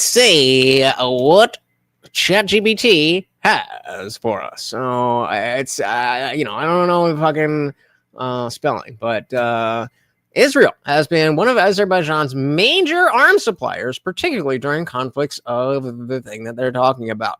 We're gonna call it the NK. Nagorno-Karabakh, something like that. So anyway, according to the Stockholm International Peace Research Institute, from 2011 to 2020, Israel accounted for roughly 60 to nearly 70% of Azerbaijan's major arms imports, including drones, missiles, and surveillance systems. These weapons were actively used by Azerbaijan in the 2020 war against the in the 2020 war, and again during the 2023 offensive, which led to the forcible displacement of the ethnic Armenians from ANK. Reporting shows drones and loitering munitions, like that and that, supplied by Israel.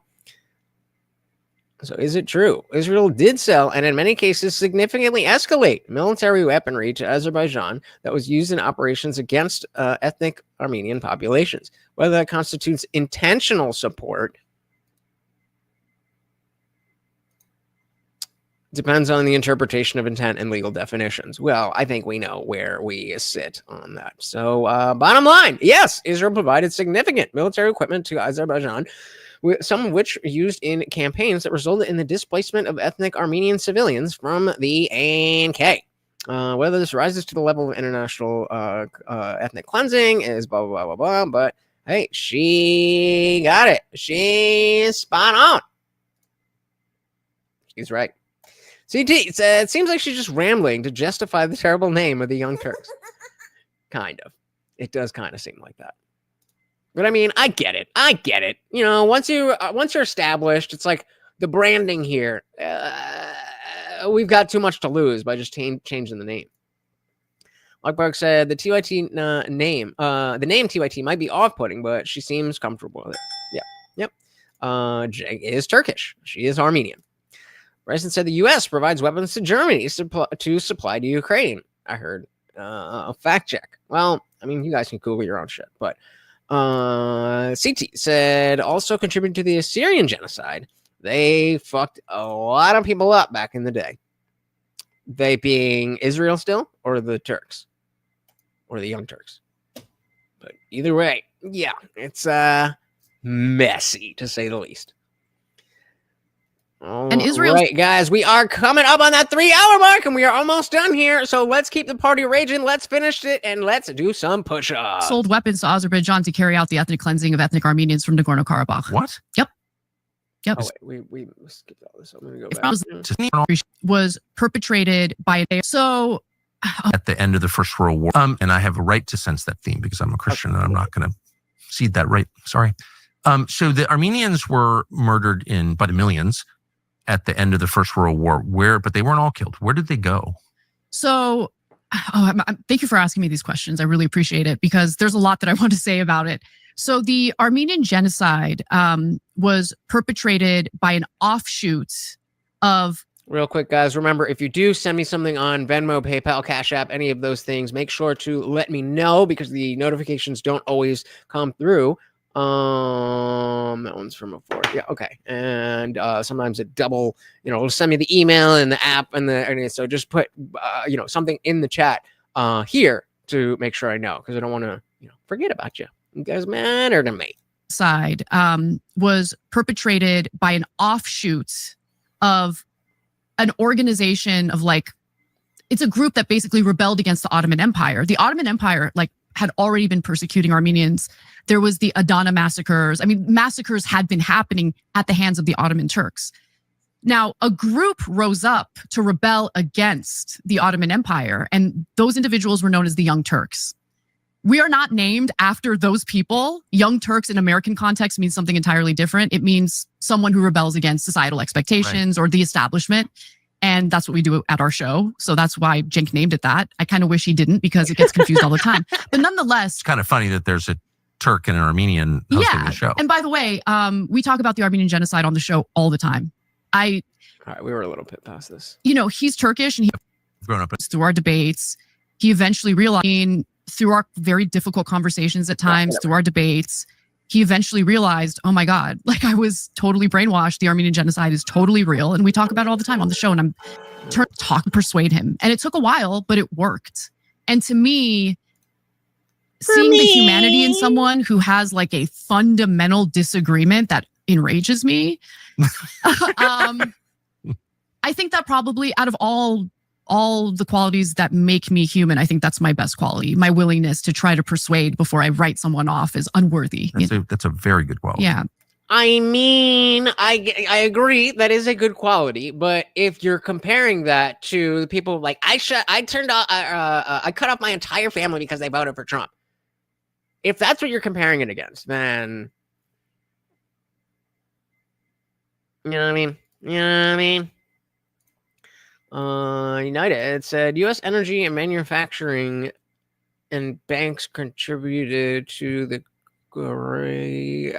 guys. I gotta be more strict with this. If it's not English, I'm not reading. But anyway, sorry. So the Young Turks rose up to, and the whole thing about the Young Turks was they didn't like the way Armenians were being persecuted. They wanted to provide rights to Armenians, and you can look this up. It's in the history, right? We did. But there was an offshoot of the Young Turks called the Committee of Unity and Progress. And they're the ones who perpetrated the Armenian genocide. So it wasn't actually the Young Turks at all.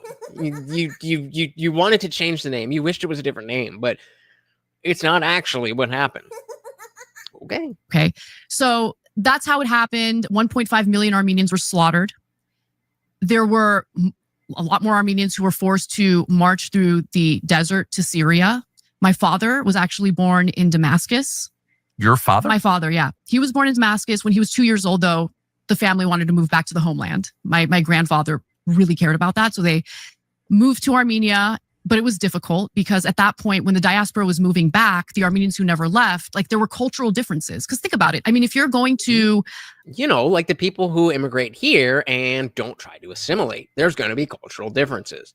An Arab country, you take on some of their cultural practices and stuff. And then when you go back to Armenia, there's a little bit of a disconnect, Always. So the prodigal son effect. Yeah. So like there was a lot of Armenians who went to Syria, Lebanon. There's a huge Armenian community in Lebanon, Iran. In fact, there's a huge Armenian community in Iran till this day, Christian Armenians who are openly practicing their Christianity and going to church. In Iran? In Iran. Yeah. Yep. Yes. I have family members. Based? That's pretty based. And the way that Iran... Why aren't they all genocided by Iran, I thought? Yeah, you would think that would happen, right? But no, there are Armenians they might not like the Ayatollah, they might not like the regime, but what they respect is the fact that they're still able to practice their religion. They're still able to go to church. For the most part, they're left alone. And there's a huge Armenian population in Iran, I think. Yeah, that's the Armenian diaspora. And they were originally refugees from the genocide? Yes. Yeah. I love Iranian Armenians. They're like among my favorite. They're just, I don't know. I just think that they're actually a lot more open-minded, believe it or not. The diaspora that I come from is far more conservative. And I don't know what that word means. Diaspora. Oh, that's what I want. Diaspora. The dispersion or spread of a people from their original homeland. There we go. People have spread or been dispersed from their homeland, or the dispersion of Jewish people from Israel. All right, that's what we're talking about. I think that they're actually a lot more open-minded, believe it or not. The diaspora that I come from is far more conservative and a little closed-minded, So, but oh yeah, United. That's right. You never tagged CT in any of the stuff that you dropped in the Discord. We're getting into this huge conversation about you drop everything and then you don't tell anybody. You got to let them know. So maybe that will kick back up in the after party. Become a member and join the free Discord. But if you are a member,